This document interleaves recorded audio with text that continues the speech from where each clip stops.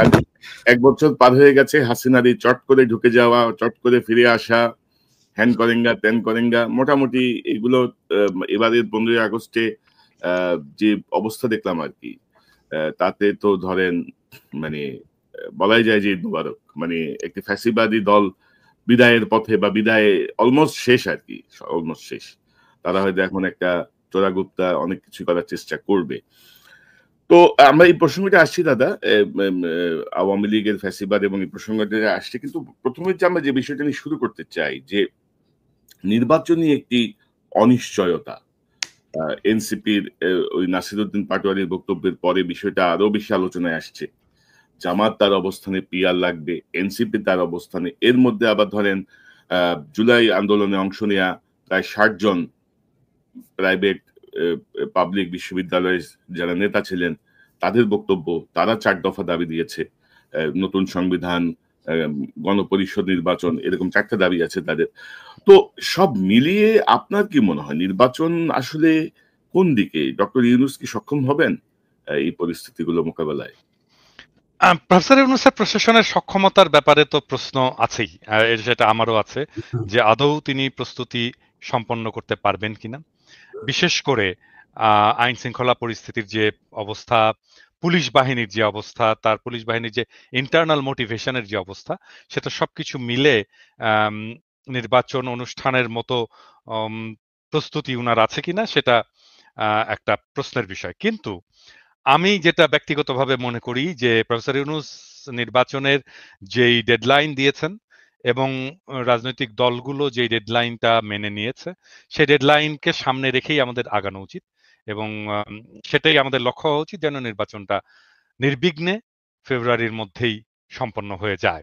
সেটা আমাদের সকলের চাওয়া উচিত। কিন্তু এটা আসলে করতে পারবেন কিনা এটা আমি জানি না। এটা কিভাবে এগোবে, সামনের দিনগুলোতে কিভাবে এই পরিস্থিতিটা অগ্রসর হবে, সেটার উপরে ডিপেন্ড করবে যে উনি আসলে এটা এগোতে পারবেন কিনা।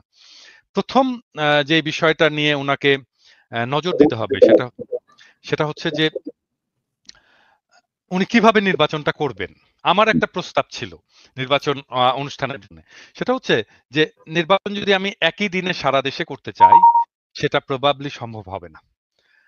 আমি বলেছিলাম যে এটা ভাগ করে ধাপে ধাপে তাহলে আমি আমার রিসোর্সটাকে, আমার আইন শৃঙ্খলা বাহিনীকে একটা জায়গায় মোবিলাইজ করতে পারতাম, নির্বাচন কমিশনকে একটা জায়গায় মোবিলাইজ করতে পারতাম, প্রশাসনকে একটা জায়গায় মোবিলাইজ করতে পারতাম। আমি সেখানে সর্বাঙ্গ সুন্দরভাবে সেই নির্বাচনটা করে সিলগালা করে আমি ব্যালট বাক্সগুলো রেখে দিলাম, তারপরে আমি নেক্সট জায়গায় গেলাম। এইভাবে একটা দীর্ঘ সময় ধরে ইন্ডিয়াতে এভাবে ইলেকশন হয়। তাহলে হয় আমাদের আমাদের নির্বাচনটাকে আমরা শান্তিপূর্ণভাবে এবং সুশৃঙ্খলভাবে সম্পন্ন হয়তো করতে পারবো। আমি জানি না এই পরিকল্পনা ওনারা নিচ্ছেন কিনা। আমি একমাত্র দেখি যে নির্বাচন সম্ভব যদি ধারাবাহিকভাবে বিভিন্ন সেন্টারে এইভাবে নির্বাচন করে একটা নির্দিষ্ট সময় ধরে নির্বাচন করে নির্বাচনটা সম্পন্ন করা যায়। কারণ আমাদের যে নাম্বার অফ সেন্টার আর আমার যে আইন শৃঙ্খলা রক্ষাকারী বাহিনীর সংখ্যা, এই দুইটা তো এক না। মানে তাহলে দেখা যাবে আমি একটা সেন্টারে হয়তো 2 জন বা 3 জন আইন শৃঙ্খলা রক্ষাকারী সমিতির সদস্যদেরকে দিতে পারবো। তাহলে তারা কি সেখানকার আইন শৃঙ্খলা রক্ষা করতে পারবে? এটা সম্ভব? এটা তো সম্ভব হবে না। এবং দাদা ধরেন বাস্তব অবস্থায় আমরা যদি দেখি যে ইলেকশন কমিশন, মানে আমি তো দেখছি যে তারা ড্রোন কিনবেন নির্বাচন কেন্দ্র পর্যবেক্ষণের জন্য, তারা বডি ক্যাম কিনবেন, মানে খরচের ধান্দা। আর এটার কি হবে? আপনি ড্রোন দিয়ে দেখলেন আর কি, দেখে কি করবেনটা কি? তারপরে কি হলো? মানে আপনি বডি ক্যাম দিলেন আর কি, তারপরে কি? মানে এইটা তো ধরেন এখন যে অবস্থা, তো এটা নিয়ে আমরা আসছি। ইলিয়াস, আপনি কি মনে করেন ডক্টর ইউনূসের এই নির্বাচনের সক্ষমতা বা নির্বাচন নিয়ে আপনি কি মনে করেন, পরিস্থিতি কি? কনক ভাই, ধরেন নির্বাচন নিয়ে এক একজন এক এক কথা বলে। আপনি নির্বাচন ছাড়া ডক্টর ইউনূস কি সারা জীবন থাকবে ক্ষমতায়? মানে এটা তো শেখ হাসিনা না, তাই না? এবং আমার মনে হয় না যে শেখ হাসিনার মতো করে গায়ের জোরে কেউ নির্বাচন ছাড়া বাংলাদেশে থাকার চেষ্টা করবে। ডক্টর ইউনূসের তো সেই ইচ্ছা নাই।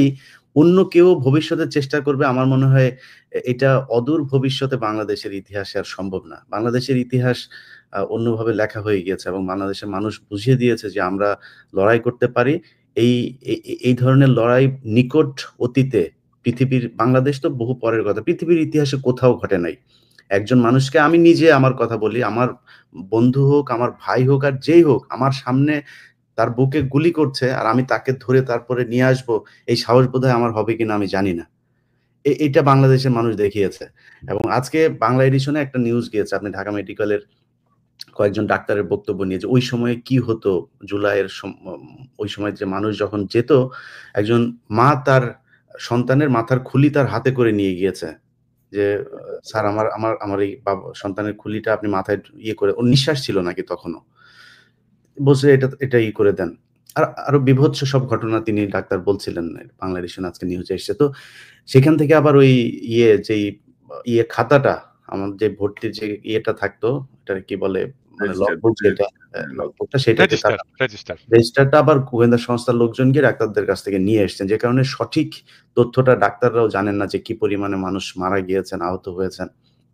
এটাই তো বাংলাদেশের ইতিহাস। তো ২৪কে এত ছোট করে দেখেন, আমরা ৭১-এর সাথে মিলাইতে চাই না, কিন্তু ২৪কে যারা ছোট করে দেখে, এইটাই বাংলাদেশের মুক্তি। ওই সময় আমাদের হাফ স্বাধীন হয়েছিল দেশ, এখন পূর্ণ স্বাধীনতা পেয়েছি আমরা ২৪-এর মাধ্যমে। আচ্ছা, একটা ইন্টারাপ্ট করি ইলিয়াস, একটা ইন্টারাপ্ট করি। জি, জি। আমরা ৭১-এর সাথে মিলাতে চাই না কেন?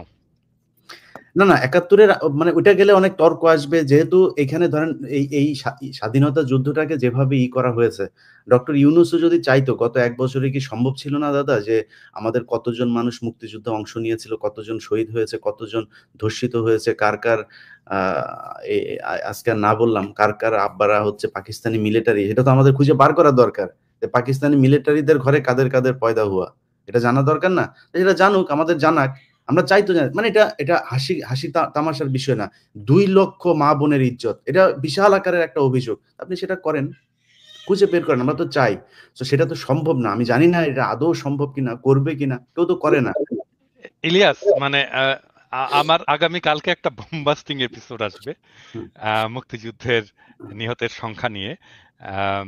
আমি এটা এখনই বলতে চাই না স্পয়লার দিয়ে। আমার বিশ্বাস এই ভিডিও দেখার পরে আমাদের অনেকের চোয়াল খুলে পড়ে যাবে আর কি। হ্যাঁ, এবং আমাদের সমস্ত রেকর্ডই আছে। হ্যাঁ, সমস্ত রেকর্ড আছে। এটা করা খুব জরুরি, এটা খুব করা জরুরি। আমি বাংলা এডিশনকেও বলেছি যে প্রতিটা জেলায় জেলায় গিয়ে এই পুরো খোঁজ নিয়ে আসতে, এবং যাদের কথা বলা হয়েছে যে যারা ধর্ষণ হয়েছে, তারপর অনেক মানুষ মারা গিয়েছে বলা হচ্ছে, এই জায়গাগুলো আসলে কতটা সঠিক, কিভাবে ইতিহাসকে দূষিত করা হয়েছে, এই জিনিসগুলো আমার মনে হয় এই কাজগুলো করলে উঠে আসবে।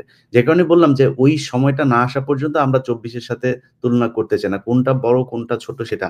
আমার জন্য ২৪ই সব, আমার জন্য ২৪ই স্বাধীনতা, আমার জন্য ৫ আগস্ট হচ্ছে বিজয় দিবস। তো এটা আমি মানতে চাই। এখন যারা দেখেছেন ৭১, তারা বলতে পারবেন কতটা যুদ্ধ হয়েছিল সারা দেশে। আমি ইলিয়াস একটা খুব বেসিক একটা তর্ক হাজির করতে চাই। মানে বাংলাদেশের মানুষ স্বাধীন হতে চায়, এটা যদি ১৯৭১-এর আকাঙ্ক্ষা হয়ে থাকে, তাহলে ইন্ডিয়া এসে আমাদেরকে স্বাধীন করে দিয়ে যেতে পারে কি?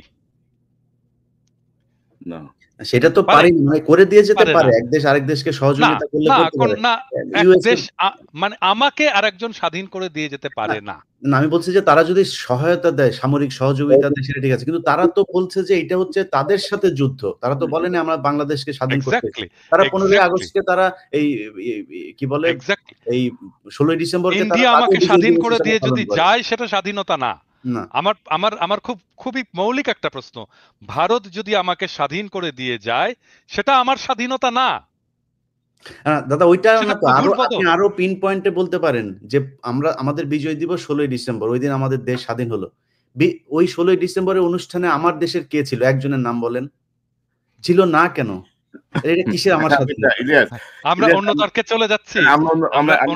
চলে যাচ্ছি, কারণ এটা খুবই স্টিমুলেটিং তর্ক। গুরুত্বপূর্ণ এই তর্কগুলো আমাদেরকে করতে হবে, জানা দরকার, খুব গুরুত্বপূর্ণ আলোচনা। এটা নিয়ে আমরা হয়তো অন্যদিন আরো বিস্তারিত পরিসরে বসতে পারি প্রস্তুতি নিয়ে। আমার মনে হয় যে আমরা আজকে করতে হবে, এটা এটা করতে হবে, আমি করতে চাই। এটাকে খুব সহজে যেভাবে সামারাইজ করা যাইতে পারে সেটা হচ্ছে যে, ধরেন আমি মনে করি অনেক মানুষের এটা নিয়ে, আমি নিজে আমার সত্যি কথা বলে, আমি যতদিন পর্যন্ত ধরেন ইভেন ২০১২ সাল পর্যন্ত এই গণজাগরণ মঞ্চের পর থেকে অনেক কিছু দেখছি, বুঝছি, কিন্তু এর আগ পর্যন্ত আমার ভেতর একটা ছিল যে পাকিস্তানিরা এত বদমাইশ ছিল, এত পরিমাণে মানুষকে আমাদেরকে মারলো, এত মা বোনকে, মানে ৩০ লক্ষ আর ২ লক্ষ শুনতে শুনতে একদম ছোট থেকে বড় হয়েছে। কিন্তু আমি খুব স্বাভাবিক একটা ইকুয়েশনের দিকে যাই। ধরেন আমি মনে করি যে ৩০ লক্ষ মানুষ মারা গিয়েছে। ৩০ লক্ষ মানুষ যদি মারা যায় তাহলে ৩০ লক্ষকে আমি ৬৮,০০০ দিয়ে ভাগ দেই। ৬৮,০০০ দিয়ে ভাগ দিলে একেক গ্রাম প্রতি কয়জন করে পড়ে আপনি হিসাব করেন। আপনার গ্রামে না। তবে ইলিয়াস আমি আপনাকে শুধু একটা বিষয় এড করি যে মার্কিন যুক্তরাষ্ট্রের যে গোপন দলিল, সেই দলিলে কিন্তু মৃতের সংখ্যা ৩ লক্ষ কিন্তু মেনশন করা আছে। ৩ লক্ষ। এটা একেবারে ওদের কনক ৩ লক্ষ যদি মিলাই দিতে পারে, ৩ লক্ষ যদি মিলাই দিতে পারে, কান কেটে আমি কুত্তাকে খিলাবো। বগুড়ার ভাষায় বললাম আর কি। আমরা এই প্রসঙ্গটা নিয়ে আরেকদিন অন্যদিন একটু বসি, বিস্তারিত কোথায় কি তথ্য আছে এটা আলোচনা হওয়া দরকার। তো দাদা, আমরা যদি এই নির্বাচন প্রসঙ্গে যদি একটু আবার থাকি, যে ধরেন আমরা দেখছি যে জামাতে ইসলামী ধরেন পিআর নিয়ে কিন্তু একটা স্ট্রিক্ট অবস্থানে চলে গেছে, যে তারা কোর্টে যাবে, তারা এটা মানবে না, ওইটা মানবে না। জামাতের সঙ্গে এনসিপিও অনেকটাই একমত। তো জামাত কি কোনো ঐতিহাসিক ভুলের মধ্যে আবার যাচ্ছে? মানে ধরেন যে আপনি আমার 86 একটা ঘটনা দেখলাম, 91-তে বিএনপির সঙ্গে জোটবদ্ধ ছিলেন, 96-তে এসে আবার বিএনপির বিরুদ্ধে মাঠে নামলেন, গত 16 বছর ধরে একসঙ্গে আন্দোলন করলেন। বিএনপি জামাত একটা মানে প্রবাদ, মানে প্রেজ ওয়ার্ড হয়ে গেছিল না, যে আমাদের একটা ইয়ের মতো। তো এখন এসে দেখা গেল যে ইয়ের পরপরই দেখা গেল যে দুজনের মধ্যে বিশাল দ্বন্দ্ব। তো মানে বিএনপি ভুল করছে, জামাত ভুল করছে, মানে এটা তো হওয়ার কথা ছিল না আর কি, না যে ফ্যাসিবাদ বিরোধী যে শক্তিটা, এদের মধ্যে একটা ঐক্য দরকার ছিল। হঠাৎ করে কোথায় খেলা হচ্ছে, কি মনে করেন আপনি? না, এখানে তো অনেকগুলো প্রশ্ন করলেন। আপনি যদি পিআর এর প্রশ্নটা বলেন, পিআর প্রসঙ্গে আমার ভেরি স্পেসিফিক পলিটিক্যাল স্ট্যান্ড আছে, এবং আমি পিআর ইস্যু নিয়ে 2টা এপিসোড অলরেডি করেছি। আমি আরেকটা এপিসোড রেডি করছিলাম, জাস্ট মায়া করে করিনি, কারণ এই এপিসোডটা রেডি করলে জামাত ইসলামের লোকের খুব মাইন্ড করবে আমার উপরে আর কি। কারণ আমি যদি ওই এপিসোডটা করতাম তাহলে জামাত ইসলামের কোনো চান্স ছিল না কোনো আর্গুমেন্ট নিয়ে দাঁড়ানো। মানে পিআর পদ্ধতিটা বাংলাদেশের জন্যে একটা ডিজাস্টার হবে, একটা সিরিয়াস ডিজাস্টার হবে। আমরা অলরেডি উচ্চ কক্ষ একটা ডিজাস্টার হয়ে গেছে, এরপরে আবার এই পিআর একটা সিরিয়াস ডিজাস্টার হবে, মানুষের হাত থেকে ক্ষমতা চলে যাবে। হ্যাঁ, এখন যদি জামাত ইসলাম যদি এক গুয়ে হয়ে, এক রোখা হয়ে যদি পিআর এর পক্ষে দাঁড়ায়, তাহলে তো আমাকে আবারও এক গুয়ে হয়ে, এক রোখা হয়ে এই পিআর এর বিপক্ষে মানুষকে বুঝাইতে হবে। হ্যাঁ, এবং আমার এপিসোড কিন্তু রেডি। আমার বিশ্বাস জামাত ইসলাম পিআর জিনিসটা বুঝেইনি ঠিক মতো। আমি সরি টু সে যে এই বিষয়টা বুঝিনি, এবং এই পিআর করার ক্যাপাসিটি বাংলাদেশের ইনস্টিটিউশনালি নাই। এটা এক্সট্রিমলি কমপ্লেক্স সিস্টেম। এটা আমি বাদ দিলাম, এটা কমপ্লেক্সিটির ইস্যুটা বাদ দিলাম। ধরা যাক আমি এই কমপ্লেক্সিটিটাকে ম্যানেজ করতে পারলাম কোনো না কোনো ভাবে, কিন্তু এইটা বাংলাদেশের ডেমোক্রেসিকে, বাংলাদেশের স্টেটকে এবং বাংলাদেশের জনগণকে ক্ষমতাহীন করবে। এই বিষয়টা ওনারা বুঝতে পারতেছেন না। এত বিজ্ঞ রাজনৈতিক দল, ওনারা যে কেন বুঝতে পারতেছেন না আমি এটা জানি না। আপনি দরকার হলে ওনাদেরকে ডিবেটে ডাকতে পারেন আমার সাথে, যদি মনে করেন। আমি কিন্তু শীর্ষ নেতাকে ডাকতে হবে একদম। আমি ওই রকম চুটকা ফাটকা নেতাদের সাথে আমি এটা নিয়ে আলাপ করবো না। শীর্ষ নেতাকে ডাকেন, পিআর পদ্ধতি নিয়ে ডাকেন, আমি ডিবেট করতে, প্রকাশ্যে লাইভে ডিবেট করতে রাজি আছি। কিন্তু এটা জামাতকে আবার কোন ঐতিহাসিক ভুলের দিকে যাচ্ছে, যেটা 86-96-তে হয়েছে বা 71-এও, মানে হঠাৎ করে একটা সিদ্ধান্ত, মানে কেমন যেন একটা রাইট টাইমে এসে রাইট ডিসিশন নেওয়া বা রাইট স্রোতের পক্ষে থাকা, মানে কেমন যেন তারা ইয়ে করে। এবারও কি এরকম কিছু হচ্ছে, ঐতিহাসিক কোনো ভুলের দিকে যাচ্ছে মনে করেন? মানে রাজনৈতিক দলগুলো তো ভুল করেই, এটা তো সব দলেরই তো ভুল থাকে, রাজনৈতিক ব্যক্তি হিসেবেও আমাদের ভুল থাকে। কিন্তু এই পিআর পদ্ধতি নিয়ে যদি মূলামূলি করে শেষ পর্যন্ত জামাত কিছু অ্যাচিভ করতে চায়, আমি এটা মনে করবো যে এটা আরেকটা রাজনৈতিক ভুল হবে, বড় ধরনের রাজনৈতিক ভুল হবে, এবং এটা জামাত পরবর্তীতে স্বীকার করতে বাধ্য হবে, কারণ এর ফলে বাংলাদেশ যে জায়গায় যে দাঁড়াবে সেটার দায় তো তখন তাহলে জামাত ইসলামকে নিতে হবে। হ্যাঁ, আর আরেকটা বিষয় হচ্ছে কি, যে মানে এটা রাজনৈতিক দলগুলোকে বুঝতে হবে যে রাজনৈতিক দলগুলো কেন মনে করে যে আমরা দেশের মালিক, তা তো না। কয়েকদিন আগে তো একটা জরিপ বেরিয়েছে, তাই না? কয়েকদিন আগে জরিপ বেরিয়েছে, সেখানে দেখা যাচ্ছে 12% মানুষ বিএনপিকে ভোট দেবে, 10.5% মানুষ জামাত ইসলামীকে ভোট দেবে, 3%-এর মতো মানুষ এনসিপিকে ভোট দেবে, 7%-এর মতো মানুষ, 7.3%-এর মতো মানুষ আওয়ামী লীগকে ভোট দেবে। আপনি সবার ভোট যদি এক করেন তাহলে দেখবেন যে 63% মানুষ এগুলো কোনো রাজনৈতিক দলের উপরে কোনো আস্থা নাই, তাদেরকে ভোট দিতে চায় না, ঠিক করেনি যে তাদেরকে ভোট। তাহলে রাজনৈতিক দলগুলো এত হ্যাডম কেন দেখায়? তাহলে কোথায় রিপ্রেজেন্টেশন এই 63% মানুষের? তাদের কথা তো শুনতে হবে। বুঝলাম যে মানে জামাত ইসলামীর একটা বিশাল একটা বুকের মধ্যে একটা লাল টুকটুকে আপেল আছে, আমাদেরকে আপেলটা দেখাক। আমরা কথা বলি, আমরা তো জামাত ইসলামীর শত্রু না, আমরা বিএনপিরও শত্রু না। তাদের ভিতরে লাল টুকটুকে আপেলটা আমাদেরকে দেখাক, আমরা একটু নেড়ে চেড়ে দেখি, একটু কামড় দিয়ে দেখি কেমন স্বাদ, মিষ্টি কিনা, কচকচে কিনা। তো আমি যেটা বলবো সেটাই করতে হবে। কেন? ওয়াই? জনগণের সাথে তো এনগেজ হতে হবে, আমাদেরকে বোঝাতে হবে তো। মানে আমরা তো বানের পানিতে ভেসে আসিনি, 63% মানুষ তো বানের পানিতে ভেসে আসেনি। তাদের সাথে এনগেজ হতে হবে, তাদের সাথে কথা বলতে হবে। এমনকি তাদের পক্ষ হয়ে যারা কথা বলে বলে মনে করে মানুষ, তাদের সাথে কথা বলুক। আপনি, আমি, কনক, আমাদের 3 জনের সাথে কথা বললেও তো একটা সেকশন অফ পিপুলকে তারা কভার করতে পারে, পারে না? এখন তারা বলতে পারে আপনারা কি রাজনৈতিক দল? মানে আপনারা যে রিপ্রেজেন্ট করেন তার গ্যারান্টি কি? মানে আমরা যদি জনগণের কণ্ঠস্বর নাই হইতাম, আমাদের পাছায় লাথি দিয়ে পাবলিক চলে যেত, পরের দিন চলে যেত। ওটা এমনিতেই দেখা যায়, আমাদের ভিডিওর ভিউয়ে দেখা যায়, আমাদের সাবস্ক্রিপশনে দেখা যায়, আমার ফেসবুকের লেখায় দেখা যায়। পাবলিক এমনি দেখাই দিত যে আমরা এদেরকে চাই না, এদেরকে পছন্দ করি না, আমরা এদের সাথে নাই। কারোর মনে না হলে এটা সরাসরি বলুক, তারপরে দেখা যাবে না। হ্যাঁ, সেটাই। না, এখানে ধরেন এই জরিপটা কিন্তু আরেকটা জিনিস ইন্ডিকেট করছে যে একটা সময় ছিল না যে এবার ধানের শীষের জোয়ার, এবার দাঁড়িপাল্লার জোয়ার, এবার নৌকার জোয়ার। অর্থাৎ মার্কা থেকে মানুষের মন সরে গেছে কিন্তু, নট মার্কা। একদম পুরোপুরি। এটা কিন্তু তো মানে আমার মনে হয় যে রাজনৈতিক দলগুলোরও চিন্তা করার বিষয় আছে। কিন্তু এই মুহূর্তে ধরেন বিএনপি, জামাত, এনসিপি এই যে এতদিন ঐক্যবদ্ধ থেকে হঠাৎ করে তারা কেন এত বিভাজিত হয়ে পড়লো, এটাও কিন্তু একটা মানে প্রশ্ন জনগণের কাছে। ইলিয়াস, আপনি কি মনে করেন এই যে জামাত কি কোনো ঐতিহাসিক ভুল করতেছে আবারও, বা এই যে বিভাজনটা? দাদা তো ওই অ্যাঙ্গেলে কথা বললোই, আমি ওইটাতে আর না যাই, আমি একটু ঐক্যের কথা বলি ভাই। হচ্ছে যে প্রথমেই 15ই আগস্টে বিএনপির এবার যে ভূমিকা ছিল, এটার জন্য বিএনপিকে অনেক ধন্যবাদ। এই একই ধরনের ভূমিকাটা জামাত ইসলামও নিতে পারতো। আমার বিশ্বাস যে তারা মাঠে ছিল, কিন্তু সরাসরি কেন আসে নাই সেটা আমরা জানি না। একটা কথা পরিষ্কার করে বলি, এই 5ই আগস্টের ঠিক আগের দিন রাতেও আপনারা জেলখানায় আপনাদের নিজেদের খাবার ভাগাভাগি করে খেয়েছেন। কোনো দল এখানে ছিল না।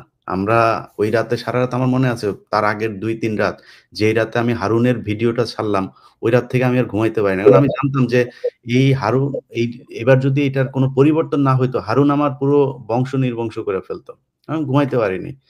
তো আমরা সবাই তখন মানে একদম চাতক পাখির মতো দেশের দিকে তাকিয়ে থাকতাম যে বিএনপি, জামাত কারা কি করবে। আপনাদের ভেতরে তো আমরা কোনো বিভাজন দেখি নাই।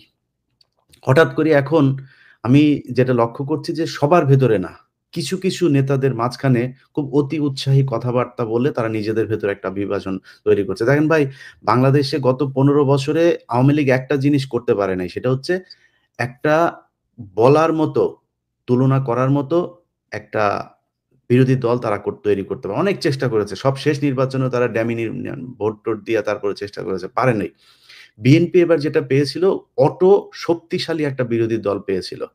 জামাত, এনসিপি তারা যদি বিরোধী দলে আসতো, সারা পৃথিবীর কাছে আমার মনে হয় বিএনপির জন্য এটা সবচাইতে সুবিধাজনক একটা জায়গা থাকতো। ধরেন বিএনপিকে এতদিন ধরে জঙ্গিদের নেতা বলা হয়েছে। এই প্রথম আলো, ডেইলি স্টার এরাই বানিয়েছে। এখন জামাত ইসলাম তো হুজুরদেরই দল, জামাত ইসলাম, তারপরে এদিকে অন্য ইসলামী দলও তার সাথে আছে, এনসিপি। আর বাংলাদেশের মানুষ এমনিতেই 500 মানুষ এক জায়গায় হলে 150 মানুষের মাথায় টুপি থাকে। তো এটা দেখে বিএনপির বিরুদ্ধে যখন সামনে ক্ষমতায় আসার পরে আন্দোলন হতো, বিদেশিরা কি দেখতো যে হুজুরদের বিরুদ্ধে। আর হরতাল, মিটিং, মিছিল এইসব হলে মারামারি হইতো, পুলিশও একটু মারতো। ইয়েরা দেখতো যে ওকে ঠিক আছে, বিএনপি ইসলামী দলের বিরুদ্ধে অবস্থান নিয়েছে। সো ওই ট্যাবলেট আর বিক্রি করা যেত না যে একমাত্র আওয়ামী লীগই হচ্ছে গিয়ে ইসলাম বিরোধী দল, বা এরা ইসলামের যারা কথা বলে তাদেরকে পেটায়, এই ন্যারেটিভ আর বাংলাদেশের কেউ তৈরি করতে পারত না, বিদেশিদের কথা বলছি। সো সেই পয়েন্ট থেকে বিএনপি একটা শক্তিশালী বিরোধী দল পেয়েছিল এবং সেই দল দিয়ে আমার মনে হয় তারা একটা নির্বাচন করতে পারতো না। যদি ভালো না করতো 5 বছর পরে তারা বিরোধী দলে আসতো, সমস্যা কি? বিরোধী দলে তো এই দেশে অনেকেই ছিল, কোনো সমস্যা হয়নি তো। যখন ফ্যাসিজম এই দেশে মাথাচাড়া দিয়ে উঠলো, তখন হচ্ছে গিয়ে মানুষকে গুম হইতে হয়, খুন হইতে হয়, মানুষ কথা বলতে পারে না, ঘর থেকে ঘরে ঘুমাইতে পারে না, যেগুলো হয়েছে আমরা দেখেছি। এখন সেই জায়গার চাইতে আমার মনে হয় ভালো জায়গায় আছে। আমি যদি কাউকে জিজ্ঞেস করি, আপনারা 2 জন আমার সাথে আছেন। কনক ভাই কালকে ফোন দিলাম, কনক ভাই বলছিল, "ইলিয়াস খুব খারাপ অবস্থা। এই গত মাসে খুব টেনে টুনে ঘর ভাড়া দিয়েছে।" আমাদের এখনো ক্রাইসিস আছে। আমরা অনেক সমস্যার ভেতরে আছি। আমি আমার 2 ছেলেকে নিয়ে কালকে বাজারে গিয়েছি। মানে টার্গেটে গিয়েছি। যাওয়ার পরে আমার বড় ছেলে আমাকে জিজ্ঞেস করছে যে, সে একটা খেলনা কিনেছে। খেলনা কেনার পরে তো আমার এই আপনার ওর যেই দামের জিনিসটা কিনেছে, ওর মাথায় কি কাজ করেছে আমি জানি না। যখন ক্যাশে এসছি, তখন ও বলতেছে যে, "আব্বু, আ এই এই" ও না, আমার পকেট থেকে কিছু টাকা বের করেছি। তো আমার পকেটে প্রায় ৭-৮টা $১০০ এর নোট। ও তখন বলল যে, "আব্বু, তোমার কাছে কত টাকা আছে?" ঠিক আছে? আমি বললাম যে, "এই যে 700" আমি বললাম, "কত ডলার দরকার তোমার?" "সব আছে। তুমি যেটা চাবা সেটা।" "তাহলে আমি আবার দিব।" আবার গিয়ে সে কিনে এসে। মানে হয়তো দেখেছে যে, এই যে ক্রাইসিস যায় এগুলো নিজের চোখের সামনে দেখেছে, ওর মাথায় এটা কাজ করেছে। তো আমরা তো এখনো সমস্যার ভেতরে আছি। তারপরেও যদি জিজ্ঞেস করি, পিনাকিদার শরীর অসুস্থ, উনি বেড রেস্টে আছেন, হসপিটালে ছিলেন। এর মাঝখানেও যদি জিজ্ঞেস করি যে, "দাদা আমরা এখন কেমন আছি?" আমার মনে হয় ৫ তারিখের চাইতে ১,০০০ গুণ ভালো আছি। এবং এই কথাটা বিএনপি এবং জামাতের এই যে নয়ন ভাই মাঝখানে একটা করলো, "তুমি কে, আমি কে, বাঙালি, বাঙালি।" নয়ন ভাই, এই তুমি কে, আমি কে, বাঙালি, বাঙালি নাকি তুমি কে, আমি কে, বাংলাদেশী, বাংলাদেশী, এটার জন্যই জিয়াউর রহমানকে জীবন দিতে হয়েছে। এটার জন্যই আপনাদের এই গত ১৫ বছর জেলখানায় ছিলেন। সো আপনি যদি বাঙালি হয়ে যান, মুসলমান না হইতে পারেন, তাহলে তো আপনি এই আন্দোলন যেটা করলেন এটা করার কোনো দরকার ছিল না। আপনি তো ভালো থাকতে পারতেন। আগে আওয়ামী লীগে যোগ দিতেন। বাঙালি হইলে তো সমস্যা। না, বাঙালি হওয়া ওইটাই মানে তো আমরা ভারতীয়। ইলিয়াস, তো ইলিয়াস, বিষয়টা হচ্ছে ওইটাই যে ধরো হাসিনা মুক্ত বাংলাদেশ, এটার থেকে বড় শান্তি আর বড় অর্জন আর কিছু হতে পারে না। এরকম একটা রাইট। ফ্যাসিবাদ যে সরবে, বিএনপি হাসিনা পালাইছে, এটা বিএনপি নেতাদের বুঝতেই আপনার ১০-১৫ দিন সময় লেগে গেছে। হুম, যে হুম। আদৌ গেছে কিনা, আদৌ সম্ভব কিনা এটা। তো একই অবস্থা ভাই, একই অবস্থা আমাদেরও। কিন্তু আমি সেই কথাটাই বলছি যে বিএনপি এবং জামায়াত এই ২ টা দলের ভেতরে আপনাদের কাছে অনুরোধ থাকবে, ভাই আপনারা ২ দল একসাথে তো ক্ষমতায় যাইতে পারবেন না। যেকোনো একজনকে ক্ষমতায় যেতে হবে। আপনাদের ভেতরে অনেক কিছু হবে, মারামারি হবে, খুনোখুনি হবে। এই দেশে হয়েছে রাজনীতি নিয়ে। ডিশ ব্যবসা নিয়ে প্রতি মাসে ২-৪ জন মানুষ মারা যায়। সো আপনাদের দেশের ক্ষমতা নিয়ে তো গ্যাঞ্জামে মানুষ মারা যাবেই, যুদ্ধ হবে, অনেক কিছু হবে। বাট একটা পয়েন্টে আপনাদের কাছে অনুরোধ, আমি আমার জায়গা থেকে পিনাকির জায়গা জায়গা থেকে বা কনক সারোয়ারের জায়গা থেকে সবার একটাই আমার মনে হয়। আমি বিএনপি মহাসচিবের বিরুদ্ধে ৫ তারিখের পরপর কথা বলেছি কেন? আপনার বুকের ভেতর চিনচিন করে শেখ মুজিবের জন্য, এইজন্য।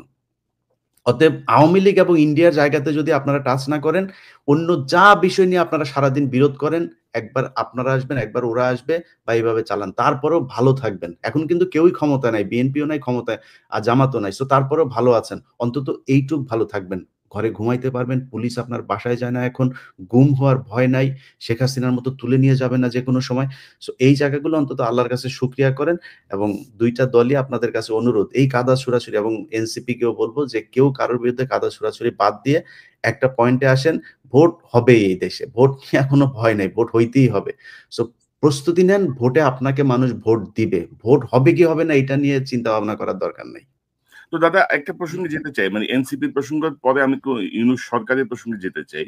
ধরেন এনসিপির বিষয়টা আপনি কি দেখতেছেন? মানে ধরেন এরা মানে আমি আসলে এদের হিসাব মিলাইতে পারি না। ধরেন আমি যদি ২-১ টা কথা বলি, ধরেন আসিফ মাহমুদ অ্যা যে কয়দিন আগে, ধরেন ১ বছর আগে যে ধরেন বুলেটের সামনে দাঁড়ায় গেছে যে গুলি খাবো, সে এখন পুলিশ প্রটোকলের মধ্যে তার ব্যক্তিগত অস্ত্র ক্যারি করতে হয়। ভাই তার তো সব জায়গায় সে প্রটোকলের মধ্যে, সিকিউরিটির মধ্যে। তারপরেও তার ব্যক্তিগত অস্ত্র লাগে। তারপর সে ধরেন এই যে হাঁসের মাংস খায়, নীলা হোটেল নাইলে ওয়েস্টিনে যেয়ে খায়। মানে আমি বুঝলাম না আরকি। তাদের জুলাই সনদ ঘোষণা হয়, তাদের নেতাদের অবকাশের জন্য তারা চলে যায় কক্সেসবাজারে। এতদিন পরে যে জুলাই সনদ হইল, সেই সনদে ধরেন শহীদদের সংখ্যাটাই তো ভুল। মানে জাতিসংঘ বলে 1400, ওনারা বক্তৃতায় বলে 2000, ওইখানে লেখা হয়েছে 1000। তো এই যে অবস্থাটা, মানে এক এক নেতা এক এক রকম করে কথা বলছে। কেউ বলতেছে এটা ঘুরাই দিবে, এটা উড়াই দিবে, হ্যান করবে, ত্যান করবে। জিয়াউর রহমান বা মানে একটা প্রতিষ্ঠিত সিনিয়র রাজনৈতিক দলের ব্যাপারে তাদের যে মনোভাব, তো এগুলো মানে সব মিলে কি মনে করে, মানে কি এনসিপি হয়েছে কি, এনসিপিতে কি ভর করছে? আমি আমি কনক বোধহয় জিয়া রহমানকে নিয়ে যখন ইসমাইল পাটোয়ারি আম, যখন একটা মন্তব্য করছিল, আমি আপনার এখানেই প্রথম এটার প্রতিবাদ করছিলাম, আমি বলছিলাম এটা খুব খারাপ কাজ হয়েছে এবং এটা এক্ষুনি প্রত্যাহার করা উচিত। আসিফ প্রসঙ্গে বলি আর কি, আসিফ প্রসঙ্গে তো আমার ফেসবুকে এসে সবাই আসিফ কিছু করলেই আমাকে এসে ধরে, আসিফ কিছু করলে আমাকে এসে আপনি কিছু বলেন না দাদা, কেন। আসিফের এটা আসিফের আসিফের বক্তব্যটা একটু শুনো নাকি আমরা, হাসির আহ, মাঝে বক্তব্যটা। না আমি শুনছি, আপনি দর্শকদের জন্য ভাই দেখাইতে এটা শুনেন নিয়ে না। আলোচনা আমার মনে হয় আচ্ছা, মানে খাওয়া বলেন। দাওয়া নিয়ে এটা নিয়ে আলোচনা করছে, এটা আমি এত হ্যাঁ, সিরিয়াস কিছু মনে থাক, করি না। ও আমি খাওয়া দাওয়া করছে ভাই, আসিফ না কি না না, এখন মেটার আপনি কি হচ্ছে এখন মেটার মনে করেন হচ্ছে যে আসিফ এখন গুলিস্তানে যায় খাবে? না, বলেন। মেটার হচ্ছে নীলা হোটেল এবং ওয়েস্ট ইন আর কি, এটার আচ্ছা মধ্যে। আচ্ছা, আমি একটু বলি, মানে এটা আমার দর্শকদের, এটা ইলিয়াস জানে আর কি, মানে বিষয়টা ইলিয়াস খুব পুরোপুরি জানে ঘটনাটা, যে আসিফের সাথে আমার কি সম্পর্ক এবং আসিফকে আমি কি চোখে দেখি। আম, মানে আসিফ যখন প্যারিসে আসলো আর কি, ওকে যখন আমি প্রথম দেখলাম, আহ, ও ছিল প্রথম মানুষ যে এই বিপ্লবী ছাত্রদের একজন প্রতিনিধি। হ্যাঁ, ও যখন আমার সামনে আসলো, আমি এটা বিশ্বাস করতে পারিনি যে আমি আসিফকে দেখতেছি। আমি ওকে জড়ায় ধরলাম এবং জড়ায় ধরে কাঁদতে শুরু করলাম। হ্যাঁ, এবং কান্না, এবং আসিফও ঠায় দাঁড়ায় থাকলো। আমি জানি না আমি কতক্ষণ কাঁদছিলাম, বোধহয় 10-15 মিনিট কাঁদছিলাম। আসিফ ঠায় দাঁড়ায় থাকলো এবং আমার এই কান্নার এটা একটা ছবিও বোধহয় আছে, আমি আপনাকে দেবো। ইলিয়াস, কনক। তো আসিফ আমার কাছে হচ্ছে বিপ্লবের ফিজিক্যাল এম্বডিমেন্ট, যে আমার কাছে আসছিল, যাকে আমি টাচ করতে পারছি, ছুঁইতে পারছি, ধরতে পারছি, ভালোবাসতে পারছি। তো একটা আমার সাথে, আপনারা জানেন যে আমি আমি খুবই ইমোশনাল মানুষ, এবং সেই অর্থে আসিফের সাথে আমার একটা খুব ব্যক্তিগত ইমোশনাল একটা সম্পর্ক আছে। হ্যাঁ, খুবই ব্যক্তিগত ইমোশনাল সম্পর্ক আছে, এবং ইলিয়াস জানে যে আসিফকে আমি কম বকাবকি করি না, প্রচন্ড বকাবকি করি। মানে এই ছাত্রদের মধ্যে দুইজন আমার বেশি বকাবকি খায়, প্রথম আসিফ, আর নাম্বার 2 হচ্ছে হাসনাত। হুম, এবং আম, আমি কিন্তু চেষ্টা করি সবসময় যেন আসিফ কোনো ভুল না করে, কোনো মিস্টেক না করে, ওকে কাউন্সেল করা, ওকে শেখানো, ম্যানেজমেন্ট শেখানো, আমি এগুলো ছোটখাটো অনেক বিষয়ে তাকে সাজেশন দিই। আর ছোট ছেলে, এখন ধরেন যদি কেউ বলে যে মানে আহ, আপনি আশকারা দিয়ে দিয়ে আসিফকে এরকম করছেন, বলতে পারে, যদি বলে। হ্যাঁ, কিন্তু আমি আসিফের প্রতি ওই স্নেহ, ওই ভালোবাসা, ওইটাকে আমি সবসময় নার্চার করব। হুম, আমি আসিফের এই কথাটা বলাটা ঠিক হয়নি, এই যে আমি ওয়েস্টিনে যাই, এই কথাটা বলাটা ঠিক হয়নি, এবং আমি আমি কিন্তু সত্যিই খুব রাগ করছি আসিফের উপরে এই কথাটা বলাতে।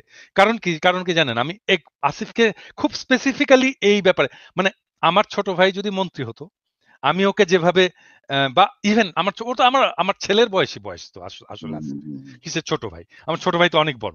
আমার ছেলে যদি ইয়ে হতো, মন্ত্রী হতো, আমি তাকে যেভাবে তাকে ধরে ধরে ধরে ধরে ধরে ধরে শেখাতাম, আমি আসিফকে কিন্তু এই বিষয়গুলো শিখিয়েছি। আমি কিন্তু ওকে বলছি যে আসিফ দেখো, তুমি আহ, তোমাকে খুব মিনিমালিজমের উপরে চলতে হবে, খুব অল্প জিনিসে তোমাকে তৃপ্ত থাকতে হবে, খুব বেশি জিনিস, তুমি যখন ভাত খাবে একটা তরকারি দিয়ে ভাত খাবে, একটার বেশি তরকারি নিবে না। আমি বলছি কেন নেবে না, কারণ তোমার দেশের মানুষ একটার বেশি তরকারি দিয়ে ভাত খেতে পারে না। তুমি তার জীবনটা বুঝতে পারবা না তুমি যদি এটা না করো, তুমি এই কাজটা করবে। আমি কিন্তু এক্স্যাক্টলি এই কথাটা বলছি। এবং যখন আমি দেখলাম যে আসিফ বলতেছে যে আমি ওয়েস্ট ইন্ডে যাই, আমার খুব খারাপ লাগছে, আমি খুব বেদনাহত হয়েছি, মানে এটাতে, আসিফের এই কথাতে। হ্যাঁ, মানে মানে দাদা দাদা ধরেন এদের প্রতি আমাদের শ্রদ্ধা বা এদের প্রতি আমাদের কৃতজ্ঞতার কোনো শেষ নাই, এবং আমরা যে না, কথাগুলো আসিফের বলছি। প্রতি আমার ভালোবাসারও শেষ নাই তো, আমার ভালোবাসা থাকবে, ও হুম, যত মিস্টেক করুক তারপরেও আমার ভালোবাসা থাকবে। কিন্তু মানে ও আমার কথা শোনে না কেন, এটা হচ্ছে আমার কথা। হুম। মানে ও কি, মানে আমি যে ওকে এত ভালোবাসি, এত স্নেহ করি, ওকে যে আমি আমার সন্তানের মতো দেখি, তো ও কেন আমাকে ওর ওর জায়গাটায় রাখতে পারে না, ও কেন ওই রেসপেক্টের জায়গাটা রাখতে, আমার হ্যাঁ, কথা তবে শোনে না আমাদের কেন? আমাদের এই নতুন নেতাদের ধরেন যে বডি ল্যাঙ্গুয়েজ বা তাদের কাছে আমাদের যে প্রত্যাশাটা ছিল, হুম, সেই জায়গাটায় তারা ধরেন আমাদেরকে অনেক জায়গাতে হতাশ করেছেন, এবং এটা আমরা আশা করি নাই আরকি। মানে এত দ্রুত তাদের এই পরিবর্তনগুলো আসলে চোখে লাগে। আমাদের যেমন লাগে সাধারণ মানুষেরও চোখে লাগে। সাধারণ মানুষের মধ্যেও এগুলো প্রতিক্রিয়া সৃষ্টি করে যে আপনি এক্স্যাক্টলি। এক বছর আগে কি ছিলেন, এখন আপনি কি করছেন, ভবিষ্যতে তাহলে আপনি কি করবেন। এক বছরে যদি এই পরিমাণ পরিবর্তন আপনাদের মধ্যে আসে, তাহলে আপনি ভবিষ্যতের না, কি করবেন? ইভেন রাজনীতিতে আপনি দেখেন, মানে হুম, আমি তো ওয়েস্টিনে যে খেতে পারি না বাংলাদেশের রাজনীতি করে। রাইট। বাংলাদেশের মানুষ তো ওয়েস্টিনে খেতে পারে না। এত টাকা দিয়ে খেতে পারে না। এটা বড় লোকদের জায়গা। এটা না, ওয়েস্ট এলিটদের ইন্ডিজ জায়গা। বাংলাদেশের সবচেয়ে আমাকে এক্সপেন্সিভ এই আমাকে জায়গা। খুব সাধারণ মানুষের মতো করে থাকতে হবে। আমাকে খুব সাধারণ মানুষের মতো করে চলতে হবে। আমাকে আমাকে অনেকে বলে, আপনারা দেখেন না যে ওই আপনি এই একটা হুডি পরে আসেন আপনার ইয়েতে, আপনার কি আর হুডি নাই? আপনার কি আর হুডি কেনার পয়সা নাই? আমাকে বলে কিন্তু অনেকে। আমি বলি, "হ্যাঁ ভাই, পয়সা নাই ভাই।" এবং তারপরে হয় কি? অনেকে হুডি কিনে নিয়ে আসে। ওর সত্যি, সত্যি মনে করে আমার হুডি কেনার পয়সা নাই। দাদাকে একটা হুডি কিনে দিই। কেউ আসলে হাতে করে একটা হুডি নিয়ে আসে। একটা কাপড় নিয়ে আসে। বোধহয় দাদা বোধহয় কাপড় কিনতে পারে না। হুম?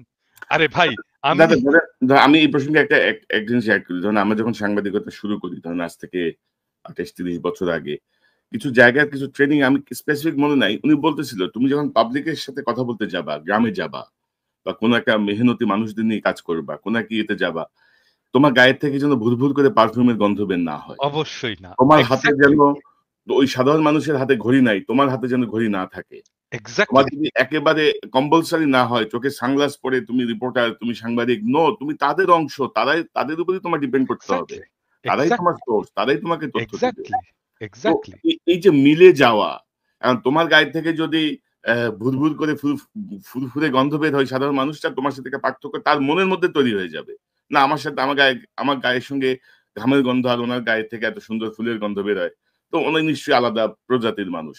তো এই জায়গাগুলো রাজনীতিবিদদের আরো সিরিয়াসলি খেয়াল রাখতে হবে। যেমন সাংবাদিকরা আমরা আমি একটা ছোট এক্সাম্পল দিই। মানে এটা প্রবাবলি আমাদের ভবিষ্যতের রাজনীতিবিদদের জন্য কাজে লাগবে। মানে আমি যখন এক্সিকিউটিভ ছিলাম আরকি, বাংলাদেশে যখন আমি এক্সিকিউটিভ ছিলাম, আমি তো সিইও পর্যন্ত ছিলাম। এবং আমি খুব পপুলার সিইও ছিলাম। আমি কেন পপুলার সিইও ছিলাম জানেন? আমি যখন ট্যুরে যেতাম, মানে অফিসিয়াল ট্যুরে যেতাম, আমি হয়তো যাচ্ছি ধরেন একটা গ্রামে যাচ্ছি। হ্যাঁ? একটা উপজেলায় যাচ্ছি। ওইখানে রাত হচ্ছে। হ্যাঁ? আমি তো আমার সাথে গাড়ি আছে। আমি তো গাড়িতে ফিরে এসে জেলা শহরে হোটেলে থাকতেই পারি। আমি করতাম কি? আমি বলতাম যে, ওই উপজেলায় ওই গ্রামে যেই আমার কলিগটা কাজ করে, ওর বাসায় আমি থাকবো। অনেক সময় দেখা যেত সে মেসে থাকে। আমি বলতাম, "ঠিক আছে, আমি মেসেই থাকবো। কোনো অসুবিধা নাই। আমার মেসের জায়গা হবে তো? তা তা একটা একটা শোয়ার জায়গা হবে তো?" "হ্যাঁ, হ্যাঁ স্যার, হবে, কোনো অসুবিধা নাই।" আমি ওইখানে যেতাম, মেসে থাকতাম। আমি ওদের বাসায় থাকতাম। ও তারপরে আমি বলতাম যে, "আমার জন্য যেহেতু রান্না-বান্না করবে, তোমরা কিছু তরি-তরকারি, সবজি, মাছ, মাংস কিনে দিও ওর বাসায় ওই দিনের জন্যে। আমার উপহার হিসেবে।" তো এটা কিনে দেওয়া হতো। ওরা একটা রান্না-বান্না ওদের মতো করে ওরা সবচেয়ে ভালোভাবে আমাকে রাখার চেষ্টা করত। কিন্তু আমি যেটা পেতাম, হ্যাঁ? আমি কিভাবে থাকতাম সেটা বড় কথা না। আমি যেটা পাইতাম, আমি দেখতাম ও কিভাবে থাকে। রাইট। ও ক ও ও কি খায়? ওর বাসাটা কেমন? কত বড়? ওর কিচেনটা কত বড়? ওর ওয়াইফ কে? ওর ওয়াইফ কি করে? ওর ওয়াইফের স্বপ্ন কি? ওর বাচ্চাটা কেমন? ওর বাচ্চার খেলনা আছে কিনা? হ্যাঁ? ওর বাচ্চা কি খেলে? ওর বাচ্চা কি পড়ে? ওর বাচ্চার পড়ার বইগুলো কি? ওর বাসায় বই আছে কিনা? হ্যাঁ?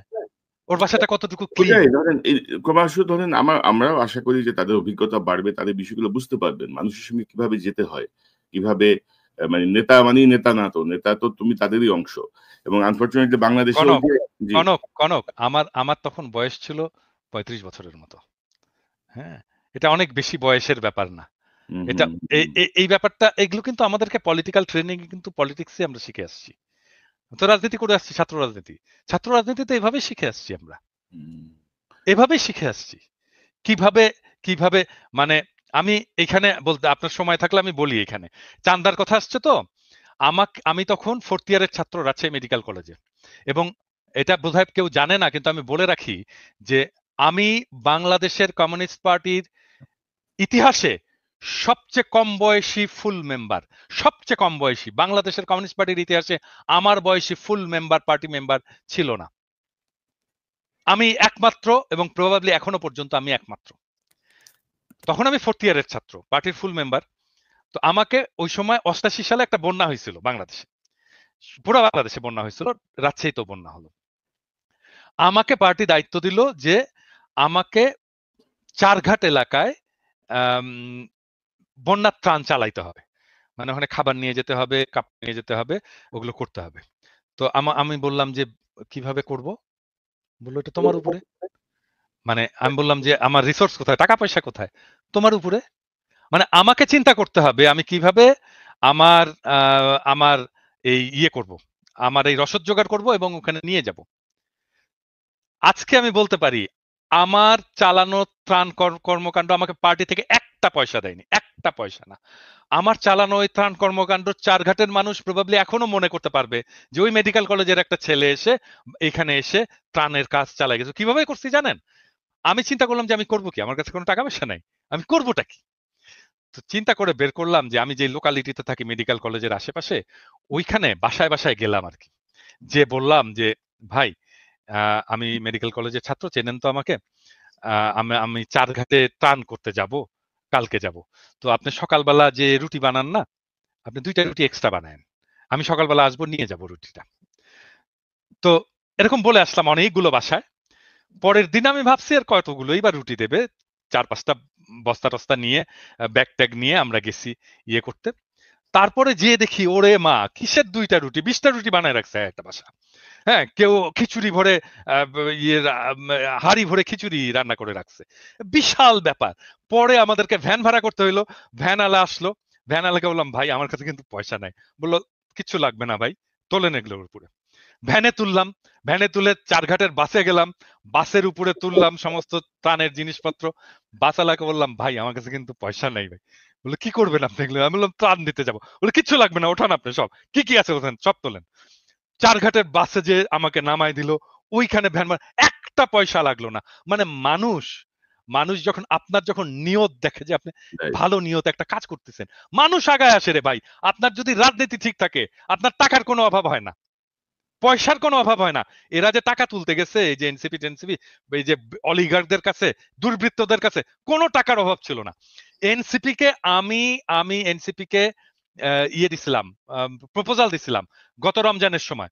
ওরা ওই 5 স্টার হোটেলে ওদের ইয়ে করবে। আমি বলছি যে এক কাজ করো, তোমরা মানিক মে এভিনিউয়ে প্যান্ডেল খাটাও, বলো যে ভাই আমরা স্বাধীন বাংলাদেশে নিজের ইফতার আমরা একসাথে করবো, আপনার ইফতার আপনি নিয়ে আসেন, আপনার ইফতার আপনি নিয়ে আসেন, তুমি ওইখানে শুধু পানির ব্যবস্থা করবে আর জিলাপি বানাবা, জিলাপি দিবা আর পানি দিবা।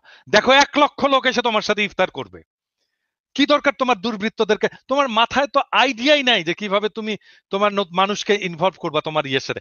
আপনি জানেন আমি বিএনপি কে একটা ইয়ে দিছিলাম যখন খালেদা জিয়া জেলে, ওই সময় খালেদা জিয়া জেলে তখন রমজান, তখন একজন বন্দির জন্য রোজার ইয়ে হচ্ছে 17 টাকা 62 পয়সা বোধ হয় টোটাল ইয়ে বরাদ্দ। তো আমি আমাকে ফোন করছে ইয়ে আমাদের এই যে নিপুণ ফোন করে বলতেছে দাদা এটা কি করা যায় প্রোগ্রাম, আমরা তো একটা ইফতারের ইয়ে আছে। আমি বললাম যে নিপুণ আমি বললে করবেন এটা? বলে হ্যাঁ দাদা আপনি বললে করবো না কেন, অবশ্যই করবো। তা আমি বললাম যে এক কাজ, আপনি কি জানেন 17 টাকা 62 পয়সায় ইফতারি কি কি হয়? না জানি না। আপনি জানেন না আপনার নেত্রী এই টাকার ইফতারি খায় ইয়ের মধ্যে বসে, জেলখানার মধ্যে বসে? তা আপনি তো জানেনই না 17 টাকা 62 পয়সার কি ইফতারি হয়। এক কাজ করে আপনি ডাক দেন বাংলাদেশের আপনার বিএনপির কর্মীদেরকে ডাক দেন যে ভাই আসেন, আমার নেত্রী 17 টাকা 62 পয়সার ইফতারি খায়, আমি 17 টাকা 62 পয়সা দিয়ে ইফতারি কিনবো, দেখবো কি হয়, ওইটা নিয়ে আসবো, নিয়ে এসে জেলখানার সামনে বসে ইফতারি করব। দেখেন, আমি বললাম যে আপনার কর্মীরা শুধু ইফতারি নিয়ে আসবে না, আসবে ইফতারিটা দেখবে, করবে আর কাঁদবে সারাক্ষণ। This are the political programme. এইভাবে আপনাকে মানুষকে ইনভলভ করতে হয়, এনগেজ করতে হয়। পারে না তো কিছু, করেনি তো, সে প্রোগ্রাম করেনি তো। আপনি আইডিয়া দিয়ে কি লাভ বলেন? মানে আপনি thousands of millions of ideas দিতে পারেন, যে আইডিয়া দিয়ে মানুষকে একদম উদ্বুদ্ধ করে ফেলা যায়, করবে না তো এরা। ইলিয়াস মানে ওরা কি বলে জানেন, ওরা বলে যে এই জন্যই তো আপনারা বিপ্লব করতে পারেননি, এই জন্যই তো আপনারা রাষ্ট্র ক্ষমতায় যেতে পারেননি। হ্যাঁ, আপনাদের মাথায় এত বুদ্ধি। হ্যাঁ, আমাদের কথা শোনেন, হ্যাঁ আমরাই ভালো করবো।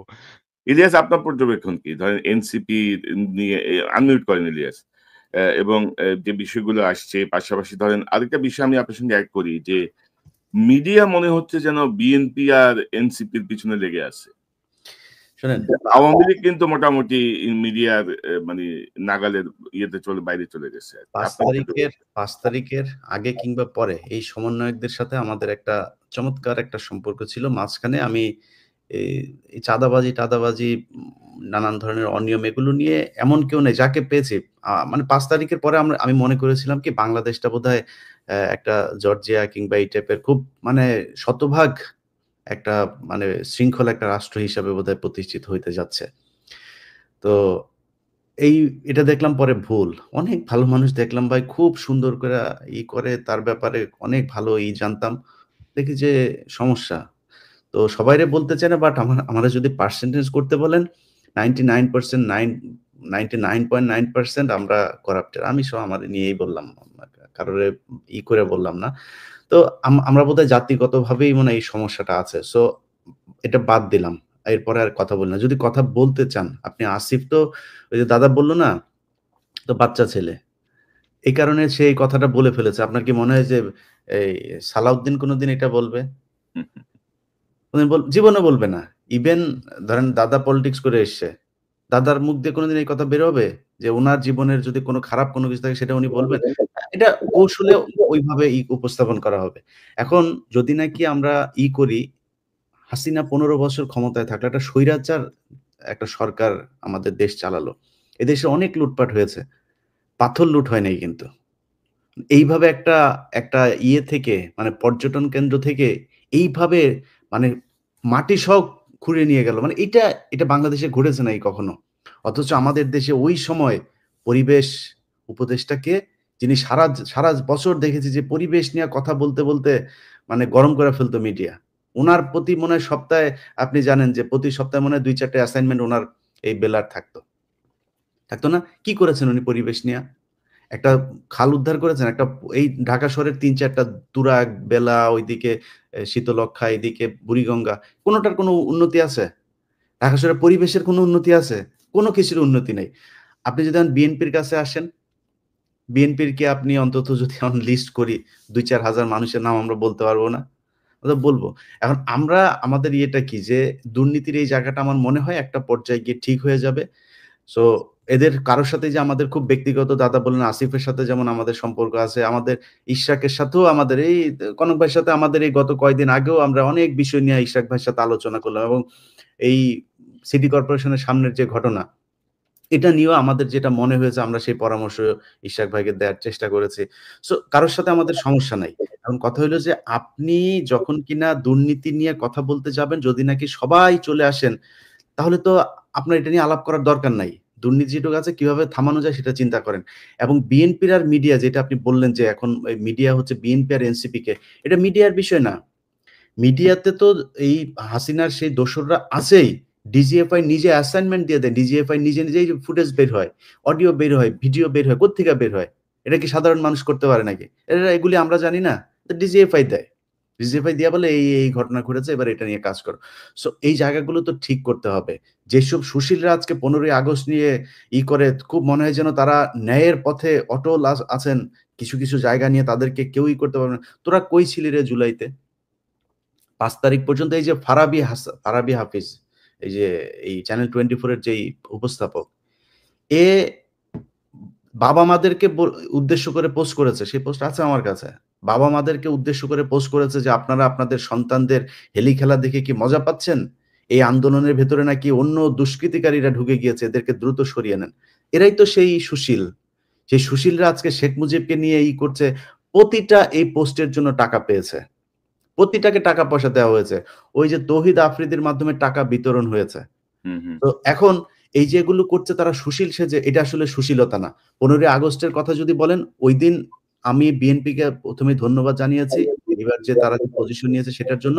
বাট একটা জিনিস বলি ভাই, আপনারা ওই ১৫ই আগস্টের ৩২ নাম্বারের আশপাশে কিছু ভিডিও ফুটেজ দেখলাম।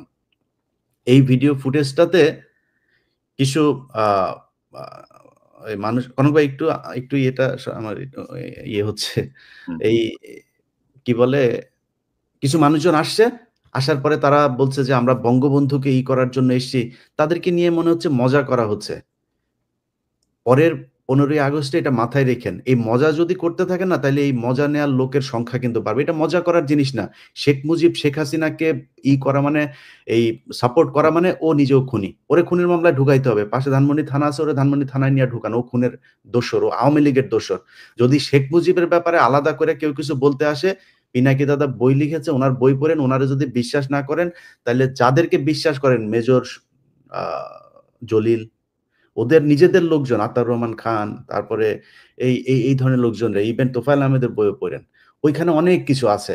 শেখ মুজিব কত বড় মাপের বদমাইশ ছিল, এটা যদি নাকি গুগলেও দেখতে যান, বিদেশি বিভিন্ন টেলিভিশন ওই সময় এবিসি টেবিসি বিবিসি, এগুলো অনেক টেলিভিশনের একদম ভিজুয়াল নিউজ আছে। শেখ মুজিব তামাক খাচ্ছে আর বিশাল ভাবসাব নিয়ে পায়ের উপর পা তুলে দিয়ে বক্তব্য দিচ্ছে। তারে সাংবাদিক জিজ্ঞেস করছে যে আপনার এখানে মানুষ মারা যাচ্ছে, সে বলছে এটা হচ্ছে মিথ্যা কথা, এটা প্রোপাগান্ডা, দেশে নাই কোনো মানুষ মারা যাচ্ছে না। সে হাজার হাজার মানুষকে সে সরাইখানা বানিয়ে তারপরে খাওয়াচ্ছে। এগুলো বিদেশি মিডিয়ার নিউজ। সো শেখ মুজিব কত বড় বদমাইশ ছিল, সেটা যদি নাকি মনে হয় আপনারা ঠিক করবেন, তাহলে আলোচনায় আসেন। বেশি মানুষের নেওয়ার দরকার নাই, 2-4 জন থাকলেই চলবে। আপনারা যত মানুষ আসতে চান আইসেন। আমি এই ব্যাপারে একটু, যারা শেখ মুজিবকে নিয়ে খুব আবেগ তাড়িত হচ্ছেন, আমি আপনাদেরকে বিনয়ের সাথে একটি বিষয় বলতে চাই। সেটা আমার বলা দায়িত্ব। সেটা হচ্ছে যে শেখ মুজিবকে নিয়ে যদি আবেগ তাড়িত হন, তাহলে শেখ মুজিবের সমস্ত কুকীর্তির দায় আপনাকেই নিতে হবে। এবং আপনাকে যেই কুকীর্তির দায়টা আমি দিতে চাই, সেটা হচ্ছে সিরাজ শিকদারকে পেছন থেকে গুলি করে হত্যা করা। নিরস্ত্র সিরাজ শিকদারকে হত্যা করেছে শেখ মুজিব, এইটার দায় নিতে হবে। সিরাজ শিকদার আমার নেতা, আমি আপনাকে এইটার জন্য এর শাস্তি আপনাকে আমি দেব। শেখ মুজিবকে সিরাজ শিকদারকে হত্যার দায়ে এই শাস্তি আপনাকে আমি দেব। সিরাজ শিকদার আমার নেতা, আমার নেতাকে হত্যা করার দায় আপনাকে নিতে হবে। শাটার হাড্ডি ভেঙে দেব হারামজাদা। শেখ মুজিবকে নিয়ে শোক গাথা শুয়োরের বাচ্চা, তোর শাটার হাড্ডি ভেঙে দেব। বাংলাদেশে যেদিন আমি আসবো, আমি সব কয়টা লিস্ট নিয়ে রাখছি।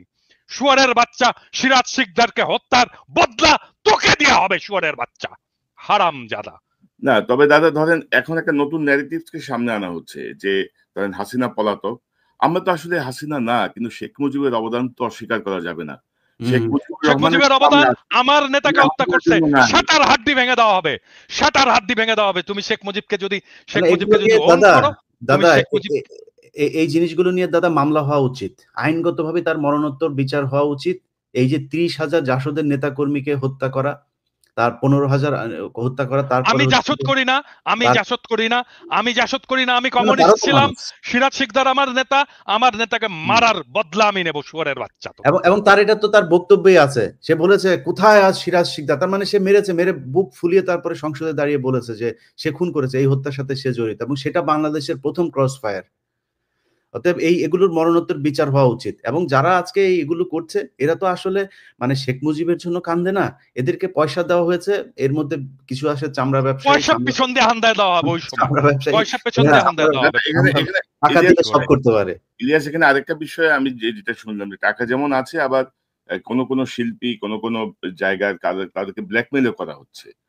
জানেন হাসিনার কিন্তু এটা একটা ভালো অস্ত্র ছিল, যে চরিত্র হনন এবং ব্ল্যাকমেলিং এর বহু কিছু, তো ওই হুমকিও দেয়া হচ্ছে, টাকাও দেয়া হচ্ছে।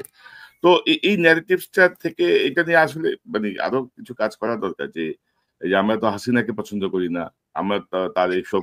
কনক ভাই একটা জিনিস বলি, কনক ভাই, ধরেন 32 নম্বরের সামনে একটা মহিলা আসলো, এক হুজুর আসলো ফাজলামি করার জন্য, জাস্ট ফান করার জন্য। সে বলছে যে আমি 2টা খতম দিয়েছি। তার বউ বলছে জীবনে কোনোদিন কোরআন পড়া দেখছেন না? ভিডিওটা, বুরকাওয়ালা মহিলা, মানে ফান করার জন্য এসে, মানে এখানে ফান করা যায়। আপনি একটু চোখ বুঝা কল্পনা করেন তো ভাই, আওয়ামী লীগ ক্ষমতায় আছে, জামায়াতের শিবিরের বা বিএনপির একটা ছেলে সেখানে ওরা জিয়াউর রহমানের কবরের ওইখানে গিয়ে করেছে, সেখানে গিয়েছে। আপনি চিন্তা করেন তো যে তার অবস্থাটা কি হইতো, পাড়ায় মেরে ফেলতো ওইখানে। আপনি তারা নিয়ে ফান করেন, এটা ফান করার জিনিস না তো। সালাউদ্দিন কাদের চৌধুরীর কবরে যে কি করছে, ভেঙেছে তো, সেখানে কেউ যেতে পেরেছে নাকি সেই জায়গায়? লাশ আমার চোখের সামনে, দাদা আমার চোখের সামনে দেখেছি, এই শহীদ কাদের মোল্লা তার লাশটা যাওয়ার সময় জুতা নিক্ষেপ করেছে তার লাশের গাড়ির উপরে। আমরা তখন গোলাম আজমের গাড়ি তো আমি ওই দিন নিজে ছিলাম, ওনার লাশটার সময় আমি জেল গেটে ছিলাম। তো এই যে কাজগুলো করেছেন, এগুলো এটা তো ওরা এটাই তো আওয়ামী লীগ, এদেরকে দিয়ে সব সম্ভব। আমাদের দক্ষিণ পশ্চিমাঞ্চলে, আমার বাড়ি চুয়াডাঙ্গা, আমার ছোটবেলায় দেখেছি এমন কোনো দিন নাই 2-4টা লাশ আমরা দেখি নাই। আমার ছোট একদম 5-7 বছর বয়সের থেকে আমরা বন্দুক হাতে নেই, আবার বন্দুক নিয়ে আসতো, ছেলে পেলে সব সামনে যাইতো। এগুলো ওই এলাকার খুব স্বাভাবিক ঘটনা ছিল। কারা করেছে এগুলো? রক্ষী বাহিনীর মানে কাউন্টার দেওয়ার জন্য সেই জায়গায় এই জিনিসগুলো আস্তে আস্তে সেগুলো স্প্রেড হয়েছে পুরো দক্ষিণবঙ্গে। যারা এইখানে যে সমস্ত সোকল্ড কালচারাল ফ্যাসিস্ট যারা মুজিবের নিয়ে কান্নাকাটি করছে, এদেরকে যদি কোনো পরিচালক প্রযোজক তার নাটকে সিনেমায় নেয়, কোন টিভি চ্যানেল যদি তাদের কোনো প্রোগ্রাম এয়ার করে, তাদেরকে দেখে নেব। আমি আজকে বলে দিলাম তাদেরকে দেখে নেব, এবং আমি যেটা বলি সেটা করব। এবং কিছু গণমাধ্যমও শেখ মুজিবের যেমন সমকাল, এই একে আজাদের সমকাল, তারা খালেদা জিয়ার জন্মদিনের নিউজটা করেছে শেষের 3 পৃষ্ঠার পরে যায় চিকন এক জায়গার মধ্যে। শেষের পৃষ্ঠাও না, পত্রিকার প্রথম আর শেষের পৃষ্ঠা হচ্ছে সবচেয়ে গুরুত্বপূর্ণ, মাঝখানে 3 নাম্বার পৃষ্ঠার মধ্যে নিয়ে তারপরে সেখানে ছোট করে দিয়েছে আর শেখ মুজিবের শ্রদ্ধাঞ্জলি। এবং অনেকগুলো পত্রিকা এই কাজগুলো করেছে, টেলিভিশন এগুলো করেছে। না, আমরা মনে করি যে নিশ্চয়ই যারা এই মানে ফ্যাসিবাদের যারা সমর্থক এখনো আছে, এইরকম একটা গণহত্যা করে, তাদেরকে সবাই বয়কট করবেন।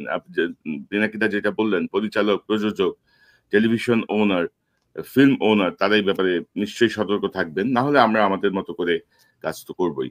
তো দাদা, এই সকল কিছুর পেছনে কিন্তু ডক্টর ইউনূস সরকারের একটা দায় আছে। কিন্তু doctor Yunus, Nobel laureate doctor ইউনূসকে আমরা যে জায়গায় দেখি, চিফ অ্যাডভাইজার ইউনূসকে আমরা নিশ্চয়ই সমান দৃষ্টিতে দেখবো না। তাকে একটা দায়িত্ব দেওয়া হয়েছে। গত 1 বছরে তিনি ওনার উপদেষ্টাদের কার্যক্রম রিভিউ করেন নাই। এবং আজকে আমরা যে আলোচনা করছি তার পেছনে অনেক কিছুই ঘটতো না যদি তিনি প্রপারলি চালাতে পারতেন। আপনি কি মনে করেন কেন কোনো রিভিউ হলো না? ডক্টর ইউনূসের দায় উনি কিভাবে এড়াবেন? কি মনে করেন আপনি? না, এটা তো প্রথম থেকে বলতেছি, যখন এই উপদেষ্টা পরিষদটা গঠিত হচ্ছে এবং এই উপদেষ্টা হিসাবে যাদেরকে নেওয়া হচ্ছে, এটা তো এটা তো মিলিটারি এবং বাংলাদেশের সিভিল ব্যুরোক্রেসির একটা কম্বাইন্ড একটা ডিসিশন। হ্যাঁ, এবং এটার মধ্যে ছাত্ররা ঢুকছে এবং ছাত্ররা এটাকে এন্ডোর্স করছে এবং ছাত্রদেরকে এটার দায়টা নিতে হবে। তো মিলিটারি সিভিল ব্যুরোক্রেসির কম্বাইন্ড ডিসিশন নিয়ে যাদেরকে উপদেষ্টা বানানো হয়েছে, তারা বিপ্লবের কোন বালটা করছে? বিপ্লবের কোন অংশটা তারা পালন করছে? কোনো কিছুই করেনি। তো তারা এই বিপ্লবের মর্ম বুঝবে না, তারা এই রক্তদানের মর্ম বুঝবে না, তারা এই ধারাবাহিক সংগ্রামের মর্ম বুঝবে না। তারা জানবে না আমরা কোন পথ দিয়ে এই জায়গাটায় আসছি, আমরা কোন কষ্ট, কোন কান্না অতিক্রম করে এই জায়গাটায় আসছি, আমরা কোন লড়াইয়ের মধ্যে দিয়ে এই জায়গাটায় গেছি। এবং এই বিপ্লব যদি ব্যর্থ হইতো, যদি 24-এ আমরা হাসিনাকে উৎখাত করতে না পারতাম, তাহলে আমাদের কার কি অবস্থা হইতো সেটাও ওরা জানে না। ওদের কারো কিছু হতো না। কার কি হতো? হ্যাঁ, হয়তো আসিফ নজরুলের কিছু হইতো, আদিলুর রহমান শুভ্রর কিছু হইতো, হয়তো প্রফেসর ইউনূস জেলে যেতেন। আর কার কি হতো? কারো কিচ্ছু হতো না। তারা এসে বসে বাংলাদেশের রাষ্ট্রের দখল নিল, ক্ষমতা নিলে রাষ্ট্র চালানো শুরু করে দিল। হ্যাঁ, অবশ্যই ছাত্রদের কিছু হতো এবং ছাত্র এটাকে এন্ডোর্স করলো। আমরা বারবার করে বলে আসতেছিলাম একটা বিপ্লবী সরকারের প্রয়োজনীয়তার কথা। কেউ মাথায় নিল না, কেউ কানে তুললো না। একটা বিপ্লব হলো, বিপ্লব বাদ দেন, একটা সরকার পতন হলো, পতন যারা করলো তারা তো ক্ষমতা দখল করবে। তো কেন একটা জাতীয় সরকার হলো না? কেন রাজনৈতিক দলগুলো একটা জাতীয় সরকার করলো না? কেন এই উপদেষ্টা পরিষদের মধ্যে রাজনৈতিক দলের নেতাগুলো নাই? থাকলে তো আজকে অবস্থা হতো না। আপনি দেখেন, প্রফেসর ইউনূস 2 বার ওই যে বডি সোহেল আছে না, বডি সোহেলের সাথে মিটিং করছে 2 বার ডেকে নিয়ে তার অফিসে। প্রফেসর ইউনূসের একবার সময় হয়নি মাহমুদুর রহমানকে ডেকে নিয়ে মিটিং করার। একবার।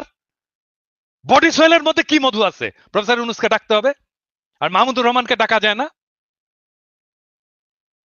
কোথাও ডাকছে? মাহমুদুর রহমানকে কোথাও এনগেজ করছে? করেনি। দেবপ্রিয়কে করে এসে এনগেজ, অমুককে করে এসে এনগেজ, তমুককে করে এসে এনগেজ, আর একটা করে ঝামেলা করে। আর সেই ঝামেলাগুলো সামলাই আমরা সামলাই। প্রফেসর ইউনূসের কোনো মিডিয়া আছে নাকি? কোনো মিডিয়া প্রফেসর ইউনূসের চোদে নাকি? প্রফেসর ইউনূসের সরকারকে কেউ চোদে না। আমরা সামলাই, ন্যারেটিভ আমরা তৈরি করি, আমরা পাশে এসে দাঁড়াই। না, এখন এখন ইউনূস সাহেব ধরেন এত বছর ধরে সংগঠন করেন, এনজিও করেন। উনি একটা প্রজেক্ট প্রপোজাল লিখলেও তো সে অনুযায়ী লোক নিয়ে প্রজেক্টটাকে দাঁড় করান না? তো বাংলাদেশ রাষ্ট্র কি ওনার প্রজেক্টের থেকেও খারাপ অবস্থায় আছে? যে আমার মন চাইলে আমি চিটাগাং থেকে নিলাম, মন চাইলে আমি এনজিও থেকে নিলাম, মন চাইলে আমার অমুক ভাইরে নিলাম, অমুক ভাইয়ের ছেলেরে নিলাম, অমুক ভাবিরে নিলাম। তাই তো করছে, এভাবে তাই তো রাষ্ট্র করছে, চলে? তাই তো করছে, তাই তো করছে, তাই তো করছে, তাই তো করছে। এক বছরে আমার বন্ধুর ছেলে, অমুকের ছেলে, তমুকের ছেলে, গ্রামীণ ব্যাংক, অমুক তমুক, এই তো আমি যাকে চিনি, আমার যে বন্ধু, এই তো নিয়ে করছে। সে স্বীকারও করছে যে পাইনি, তখন যাদেরকে পাইছি তাদেরকে নিয়েই করছে। তো তারপরে 1 বছর চলে গেল, তা এর মধ্যে রিভিউ করতে পারলেন না?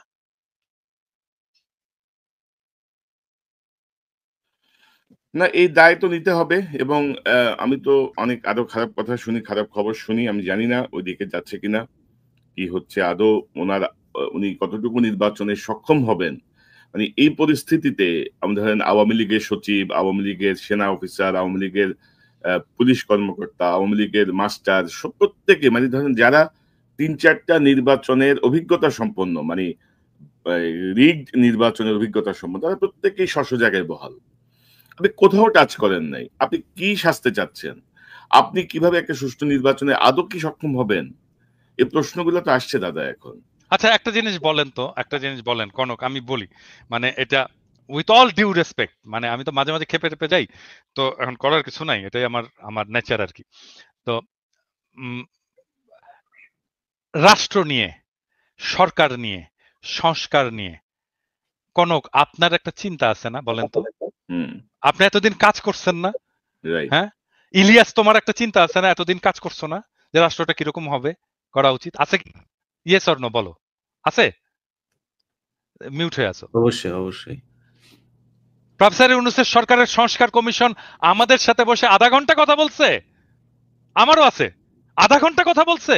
আচ্ছা বলেন তো, আপনারা তো এতদিন ধরে লড়াই করছেন, সংগ্রাম করছেন, যেরকমই করেন, যতটুকুই করেন, করছেন তো, আপনারা বলেন তো আপনাদের চিন্তা কি আগামীর রাষ্ট্রটা নিয়ে, সংস্কার নিয়ে, সংবিধান নিয়ে? কেউ কিছু বলছে? নির্বাচন কমিশন নিয়ে কেউ বলছে? একজন বলছে? কেউ বলে নাই। কেন বলেনি? মানে কি আমাদের মাথায় বুদ্ধি নাই? আমাদের লেখাপড়া করি না আমরা? নাকি আমরা পার্ট অফ রেভলিউশন না? নাকি আমরা কিছু বুঝি না? নাকি আমরা মূর্খ সদা? না, আমরা কিছু বুঝি না। আমরা কিছু বুঝি না, মানে ওই যে একটা ইয়ে আছে না, এটা মুখ খারাপ করতে হয় আর কি, সরি, মানে কনকের এখানে এসে মানে মুখ খারাপ করতে আমার খুব খারাপ লাগে, কিন্তু এটা দিস ইজ লাইফ। হ্যাঁ, দিস ইজ লাইফ। ওইটা ওই ছোটবেলায় আমাদের ইয়ে আমাদের মেডিকেল কলেজে আমাদের ডোমদের ইয়ে ছিল, যারা লাশ কাটতো আর কি, লাশ কাটতে আমাদের হেল্প করতো। হ্যাঁ, ডেড বডি তারা প্রিজার্ভ করতো, পোস্টমর্টেমেও তারা হেল্প করতো, আর ডেড বডি কাটতেও খুব এক্সপার্ট, ভেরি এক্সপার্ট তারা। তো ওই রকম পচা টচা লাশটা আসতো সারাক্ষণ, এর গন্ধ টন্ধ তো বিভৎস গন্ধ। তো ওরা সারাক্ষণ টাল হয়ে থাকতো, মাল খেয়ে টাল হয়ে থাকতো আর কি। হ্যাঁ, তো ওর একজনের, এবং তারা খুব দার্শনিক কথা বলতো মাঝে মাঝে। হ্যাঁ, এত দার্শনিক কথা বলতো না, এগুলো যারা শোনেনি তারা ওই লাইফের ওই ফিলোসফি গুলো জানে না আর কি। তো বড়লোক এবং গরিব, এদের মধ্যে যে তফাৎ, এইটা সে কিভাবে এক্সপ্রেস করতো সেই ডোম আমাদেরকে। হ্যাঁ, তো সরি ফর মাই ল্যাঙ্গুয়েজ, এখানে মিউট করা যাবে না, বাট আমি তারপরেও এটাকে বলতে বাধ্য হচ্ছি, কারণ this is philosophy, this is life. সে বলতো যে ভাই, আমরা শাক খাই, পেতনি লাগাই, আর ভূত হয়, আর উনারা সোনা খায়, পরি লাগায়, আর মাল হয়।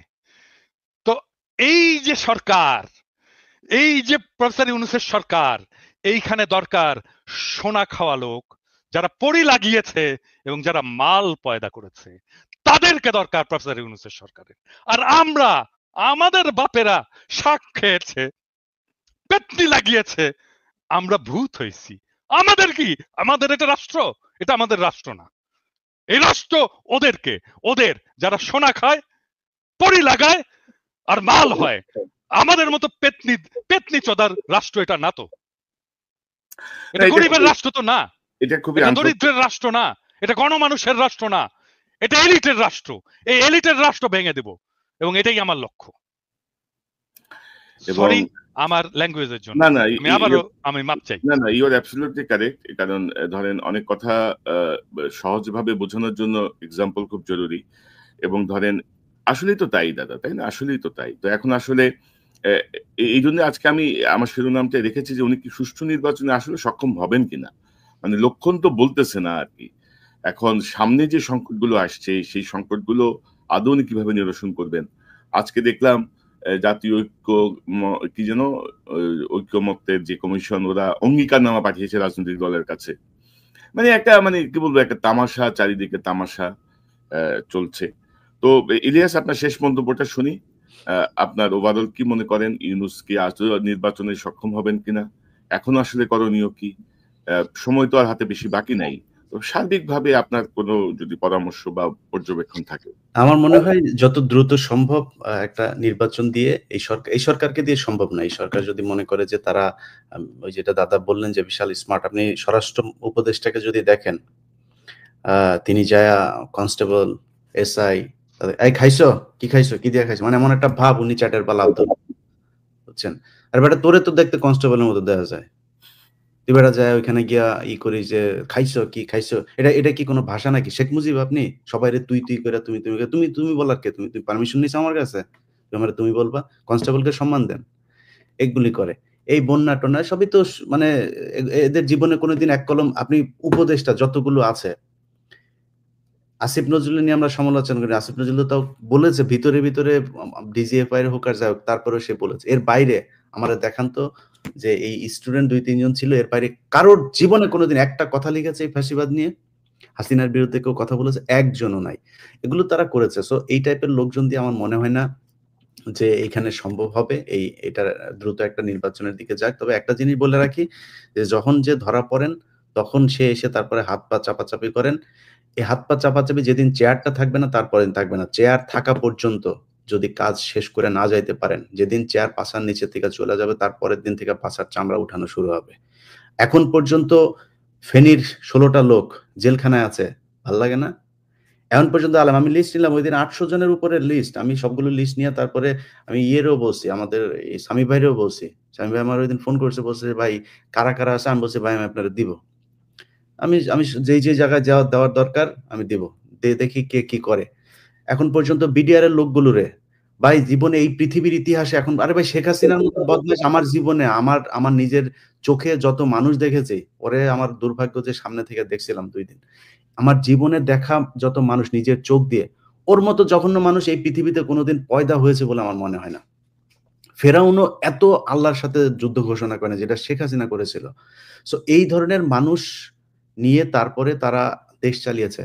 তারপরে কি কোনোদিন একটা জামিনের আদেশ হবে, সেই শুনানির শেষে আদেশটা দিবে, বিচারক বলল লাঞ্চের পরে আদেশ দেওয়া হবে। তারপরে গেল রবিবার, সোমবার, and it's been 8 months। এই 8 মাসের মধ্যে এখন পর্যন্ত এটা কোনো বিচার? ডক্টর ইউনূস বাল ফালান আপনি। আপনি কি করেন কি? আপনি এগুলি দেখেন না চোখে? এগুলি না দেখে আপনি দেশ সুন্দর করে থুইয়া তারপর চলে যাবেন। সো এই টাইপের কোনো সরকার আমরা দেশে চাই না যত দ্রুত সম্ভব। আমি আমার ব্যক্তিগতভাবে যদি মনে করেন, আমি সরাসরি বলি যে অনেকেই আবার বলবেন যে আমি বিএনপি-টিএনপি করি। ভাই এখনো পর্যন্ত আমাদের দেশের বিরুদ্ধে এই যে জঙ্গি একটা এই কার্ড কিন্তু এখনো আওয়ামী লীগ বিভিন্ন জায়গায় খেলে যাচ্ছেন।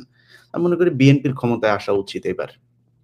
এবং আমার বিশ্বাস আমি তারেক রহমানের বিভিন্ন পলিসি এগুলোর ব্যাপারে যতটুকু জানি, এবং বিএনপি যেটা সত্যি কথা, এই যে বললেন যে চাঁদাবাজি প্রতিদিন নিউজ হচ্ছে, বিএনপির ছাত্র দলের অমুক কোন এক উপজেলার জেলার, আরে ভাই সে ছাত্র দল, মানে এক গ্রামের এক ওয়ার্ডের এক স্বেচ্ছাসেবক দলের এক সেক্রেটারি, তারে নিয়েও নিউজ হয় বিএনপির ছাত্র দল এই কি স্বেচ্ছাসেবক দল নেতা, মানে দেখে মনে হয় যেন কেন্দ্রীয় নেতা বোধহয় চাঁদাবাজি করেছে। আপনি আসিফ সহ এই যে এদেরকে যেভাবে কালার করা হচ্ছে, যদি আপনি করতে যান কোন মন্ত্রণালয় সুষ্ঠুভাবে চলছে একটা মন্ত্রণালয় দেখান, সবখানেই তো দুর্নীতি হচ্ছে। কেন করা হচ্ছে? কারণ টার্গেট এনসিপি এবং বিএনপি, এই দুইটাকে যে কোনোভাবে কালার করা হবে। সো এগুলো করা হচ্ছে। আমার মনে হয় এই পরিস্থিতি যদি তারেক রহমান দেশে আসতো বা একটা সরকার যদি ক্ষমতায় থাকতো, তাহলে মনে হয় এই অবস্থা হতো না। এবং বিএনপি কিন্তু তাদের যে কোনো কারোর বিরুদ্ধে অভিযোগ আসলে সাথে সাথে তাকে বহিষ্কার করছে।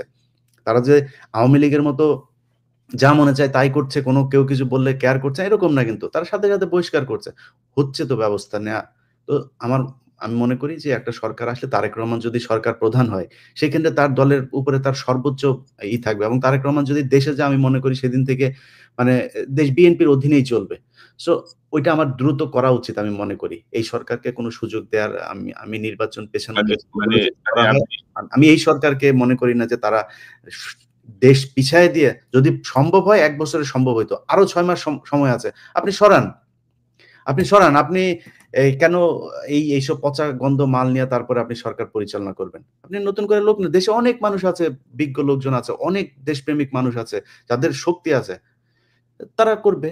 কিন্তু রাইট। সেটা না করে যদি এইভাবে করতে চায়, আমার মনে হয় এটাকে আমি আমার জায়গা থেকে কখনোই সাপোর্ট করি না, করব না। এইভাবে দেশ চলতে পারে মানে না। ১ বছরের মাথায় ১ বছর পরে এসে দাদা একটু আগে যে মুখ খারাপ করে কথাবার্তা বললেন না? ভাই, শরীরের রক্ত গরম হয়ে যায় আসলে এদেরকে নিয়ে কথা বলে। এইজন্য এতগুলো মানুষ, ওগুলি তো চোখে ভাসে এখনো। আপনার মনে নাই কনক ভাই, আমরা ঘুমাই নাই। রাত সেই গভীর রাতে ২ জন দাঁড়িয়ে, দাঁড়িয়ে কি হবে, কি হচ্ছে, কি? আরে ভাই, মানুষগুলি মারা যাচ্ছে চোখের সামনে। যখন এই যে করলো, লাইট গুলো সব ইন্টারনেট বন্ধ করে যখন ছবিগুলো আসতে থাকলো, ভাই খুব খারাপ। এগুলো এখনো মানসিকভাবে দেয়। আপনি এইরকম একটা দেশের রক্তের বিনিময়ে আসা স্বাধীনতাকে আপনি এভাবে ধ্বংস করে দিবেন, এটা কোন ধরনের সুশীলতা রে ভাই? আপনি ক্ষমতায় এসে সাথে, সাথে ১ম এ আপনি মতিউর রহমানরে নিয়ে আপনি ইন্টারভিউ দিলেন। এগুলো আমরা দেখেছি।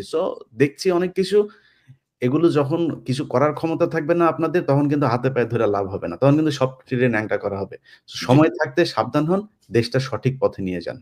জি দাদা আপনার সর্বশেষ পর্যবেক্ষণ, মতামত, পরামর্শ।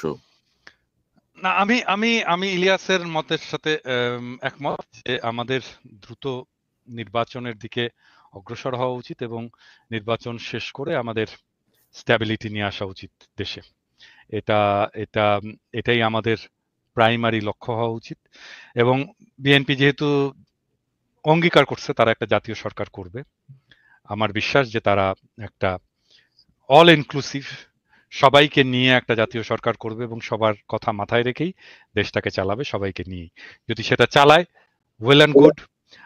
অবশ্যই নির্বাচনটাকে আরো অনেক সময় আছে, কারণ আমি আমি আর একটা কনসার্নের কথা বলেছি, সেটা হচ্ছে যে এখনো 63% মানুষ ঠিক করেনি কাকে ভোট দেবে।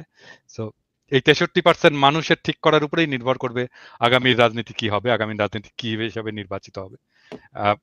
কোনো ফ্রন্ট যদি তৈরি হয়, গড়ে ওঠে, রাজনৈতিক ভয়েস যদি দেয় 63% মানুষকে, প্রবাবলি তাহলে এই 63% মানুষের সমর্থিত দলগুলোই বা ফ্রন্টই রাজনৈতিক ক্ষমতায় যাবে। দেখা যাক কি হয় সামনের দিনগুলোতে। আরো অনেক হয়তো না, আমি একটু যদি এড করি যে আপনি নির্বাচন, ইলিয়াস নির্বাচনে চাচ্ছেন, আপনিও নির্বাচনের কথা বলছেন, আমিও নির্বাচন চাই, যত দ্রুত সম্ভব নির্বাচন হোক।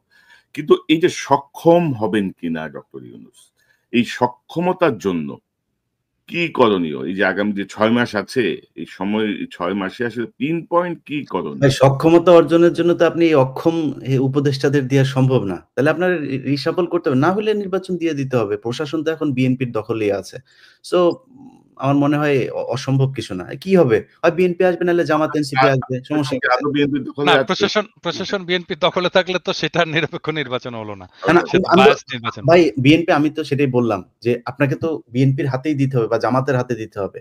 কারণ বিএনপি যদি ক্ষমতায় আসলে আমি ওইটাই ওই কথাটা বোধহয় ওই সময় শেষ করে নিয়েছি। আমি চাই এবার আসুক জামাত ইসলাম, তাদের সাংগঠনিকভাবে আরো বেশি সমৃদ্ধ হোক, তাদের তাদের মানুষের কথা আরো বলুক, এবং আমার মনে হয় এই ৫ বছরে বিএনপি যত ভুল করবে ততটা জামাতমুখী হবে মানুষ। সো ৫ বছর পরে জামাত আসুক। এখন যেহেতু হাসিনা যাওয়ার পরপরই আমার ব্যক্তিগত মতামত যদি জিজ্ঞেস করেন, আমি মনে করি কোনো ইসলামী দলের এখন এই মুহূর্তে ক্ষমতায় আসা ঠিক না, যাদের নামের সাথে ইসলাম আছে। এবং আমি মনে করি ভাই, আমি অত বিশাল ঈমান আমার শক্ত না, তো এই কারণে বললাম। এটা আবার নিয়ে অনেকে অনেক কথাবার্তা বলবেন।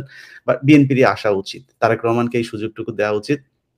এখনো খালেদা জিয়া তার মতামত রাখার মতো ওইটুক সক্ষমতা তার শারীরিকভাবে আছে। আল্লাহ তাকে আরো অনেক সুস্থ করে দিক।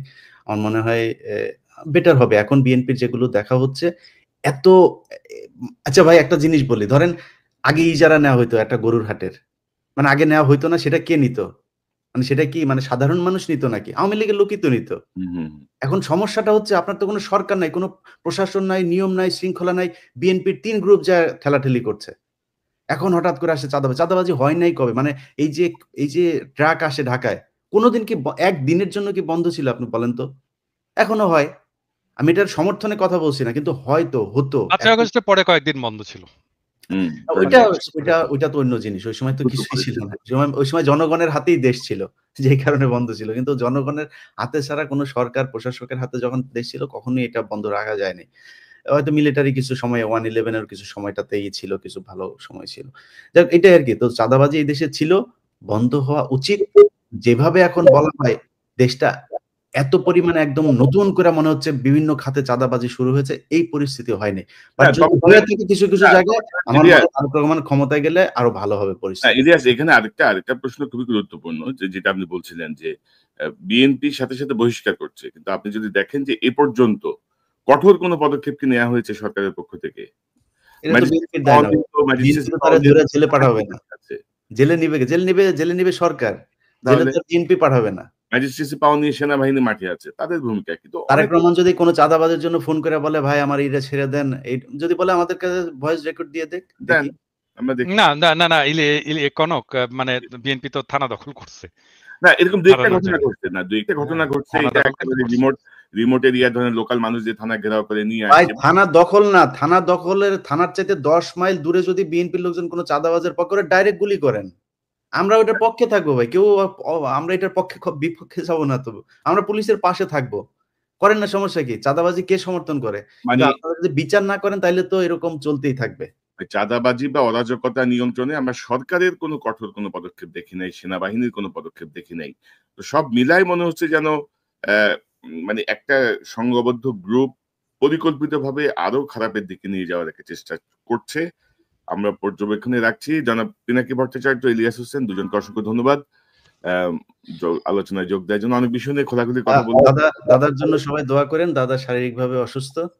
না দাদা, দেখে মনে হচ্ছে মনে হচ্ছে না, তরুণ, আপনাকে দেখে কেন মনে হবে? আমরা নিশ্চয়ই নিকট সময়ে আমাদের আসলে গ্যাপটা বেশি পড়ে যাচ্ছে। আমার মনে হয় যে আমরা আর একটু শর্ট তো মাসে অন্তত একবার হইলেও বসা উচিত সার্বিক আলোচনার জন্য। আপনাদের দুজনকে অসংখ্য ধন্যবাদ। খোদা হাফেজ। আসসালামু আলাইকুম। দর্শক, এতক্ষণ যে অনুষ্ঠান শুনলেন, নিশ্চয়ই আপনি আলোচনা মর্মার্থ উপলব্ধি করতে সক্ষম হবেন। নির্বাচনের ছাড়া বিকল্প নাই, নির্বাচনের দিকে যেতে হবে। ডক্টর ইউনূসের 1 বছরের পারফরমেন্স, ডক্টর ইউনূস সরকারের 1 বছরের পারফরমেন্স আমরা সন্তুষ্ট নই, দেশের মানুষও সন্তুষ্ট নয়। ইকোনমিক যে একটা খাত, অর্থনীতির জায়গাটা এবং ভারতের সাথে মোকাবেলার যে জায়গা, কিছু আন্দোলন দমন, সবকিছু মিলিয়ে প্রাথমিক যে স্ট্যাবিলিটি, সেটি তৈরিতে ডক্টর ইউনূসের অনন্য ভূমিকা, অর্থনীতি এবং স্ট্যাবিলিটি আনার ক্ষেত্রে। কিন্তু সার্বিকভাবে ফ্যাসিবাদের দোষরা সব জায়গায় বহাল। আমরা কোনো কঠোর কোনো পদক্ষেপ দেখছি না। আমরা মোটিভেশনাল স্পিচ শুনছি, নানা রকমের জ্ঞানের কথা শুনছি। এগুলো আসলে কতটুকু সুষ্ঠু নির্বাচনের পক্ষে সহায়ক হবে, অনেকের মনে প্রশ্ন। তো আগামী যে 6 মাসের মতো সময় আছে, এর মধ্যে যদি কার্যকর পদক্ষেপ নেওয়া যায়, বিএনপি, জামাত, এনসিপি, আমার মনে হচ্ছে সবাই মিলে একটি ঐক্যের প্ল্যাটফর্মে এসে একটি সুষ্ঠু নির্বাচনের জন্য কি কি করণীয়, কোথায় কোথায় হাত দিতে হবে, সেই জায়গাগুলো চিহ্নিত করা অত্যন্ত জরুরি। কারণ বাংলাদেশের মানুষ দীর্ঘ 15-16 বছর ভোটাধিকার বঞ্চিত। আমরা চাই তাদের মতের প্রতিফলন ঘটুক, একটি নতুন গণতন্ত্রের পথে আমরা যাত্রা শুরু করি।